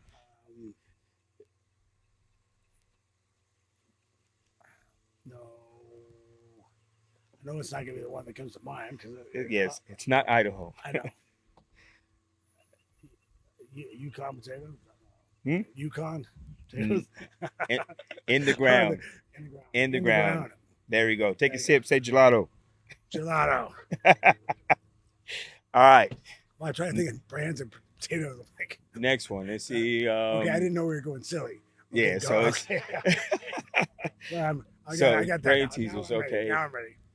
This one should be easy. You're driving a bus. You're an accountant, so there's 50 people on the bus. You drop off 25 in your first stop. Next stop, you pick up 10. Next stop, you drop off 5. Final stop, pick up 1. What's the bus driver's name? Chuck. My man. $100 to a charity of your choice. You're doing the math. You're like, I thought he was going to try to do something with the driver. yeah, Not gelato. Not counting the driver. I told you that one should be a layup. That one's kind of easy. All right, this one's a little bit harder. There's 6 girls, 6 apples in a basket. Each girl takes an apple. How is there still 1 in the basket? There's only one possible answer for this. Wait, say it one more time. So there's 6 girls, and there's 6 apples in a basket. Each little girl takes an apple, yet there's still 1 apple in the basket. How is that? There's only one technical One answer. girl's holding the basket.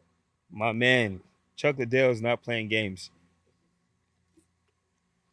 Gelato. It's warm water right now. So it's not. It's actually a little bit different because it's warm. But hey, for warm water, gelato's killing it.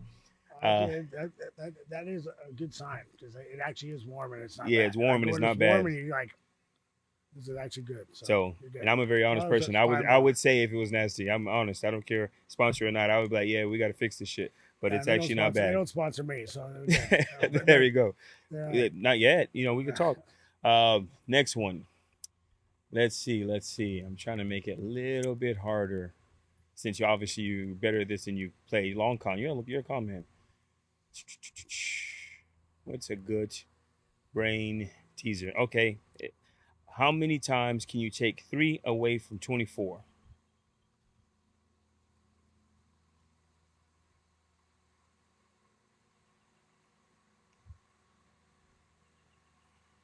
Once. Fucking Chuck Liddell is on point. Gelato. My wife's laughing at me. I don't like that. I hear it in the background because she got all these wrong. So there it goes. So she's like probably happy somebody's stumping me. So I had like 4 or 5. There's like harder ones that I didn't come up with because I thought you thought you'd give me those. Yeah, I was trying to give you kind of layups, but here's the it's thing, too easy. I try to I try to play that off because I did that on Big Brother. Okay. I played what's her name? A girl used to be on Apprentice with Trump. I can't think of her name right now. I can't think it. We'll think of it as soon as the show's over. As soon as the show's over, but she was like playing chess with everybody, and I was trying to play like a dumb jock on the thing. So she's playing chess with everybody, like beating these guys. I'm like, oh man, I can't take this anymore. I'm like, I'll play you, and I'm like, oh okay. I know, I kind of know how to play. We'll just play. She trying to do that. I mean, she's sitting there talking shit the whole time for like 10 minutes about how she's kicking my ass out. Now I'm gonna lose that, and then I go, checkmate. I was in the chess club in high school, so I'm like I used to be good. I don't play much anymore. I'm not very good anymore. By the way, I'm not very good anymore. I used to be a long time ago. You have to be as clever as a fox to outwit the trap. It's simple how it works. So you're playing the long con. It's like those pool sharks that go in there and suck that pool until they hustle you. But let's see, I got another one.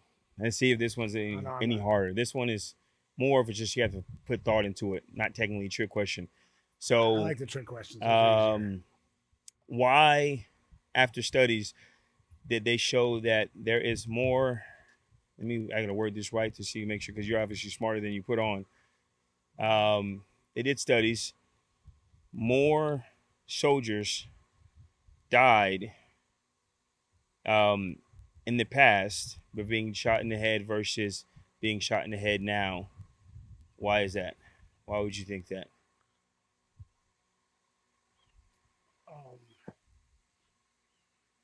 What do you mean by past? Like let's say World War II versus the war now. More soldiers that are shot in the head passed away then versus passed away now, even though the weapons are more advanced. Because people are more they're more on the ground, they're more, everything's more mobilized, more moved to different other things. There's other ways of being shot. They're shooting more. These guys, you're talking about trench warfare versus guys fighting, or bombing places. It probably kills a lot of people, but not getting shot in the head. You're getting blown up. That's a very good technical answer, but I'll say we both sip on this one since, again, this was a weird question. The simple answer was, back in the day, they didn't. We have the helmets. The helmets. People get shot in the head now, and it's more injuries than death because the helmets. I didn't know that the helmets help. Yeah. Help so again, it was one of those weird answers, but I'm trying to figure out something crazy to get you to sip. As it doesn't look good if you're not sipping. Anybody have any trick questions or any brain teasers you can think of? I've been drinking. I've been sipping the whole time, so we're good. All right, so I'm gonna wrap it up, but then we're gonna do something after the wrap up, because this is not gonna be on that. So I'm gonna start with this. I appreciate you coming out, Chuck Liddell, the Wolf, first podcast ever powered completely by Cybertrucks. We have our sponsors out here. You made a long drive. You honored your word. We talked about word is everything. So, and your grandfather would be proud of the man you've become. I don't have to meet him to know this. I'm proud to be able to share this, the stage we made up for you, with you. And I know I'll run into you in a lot of different places. Obviously, we keep running into each other, and hopefully we run into each other is a lot more, friendly than just simple acquaintances, because I do appreciate you coming out here. Thank you. So Chuck Liddell, Out of Time Podcast. Shout out to our sponsors, Gadali, Gelato, Suja, Organics, Pizza Bar and Lounge. You actually follow them on Instagram, by the way. They were going to send us pizza so you could take a bite, but 45-minute drive from Laguna was like too much. So they definitely, it's up to you, but they would definitely love you to say, shout out Pizza Bar Lounge in Laguna. But you do that if you want to do that. Pizza Bar Lounge in Laguna. Good food over there. Good pizza. Good shit. So they're making. We got White Rabbit. Definitely sponsoring us.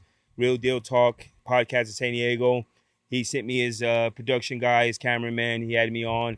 My text about 20 minutes ago is see if he would love to come on mine. I was like, we can talk about that off camera. But shout out to everybody that helped put this together. Appreciate you, and it was great having you, Chuck. Hey, bro.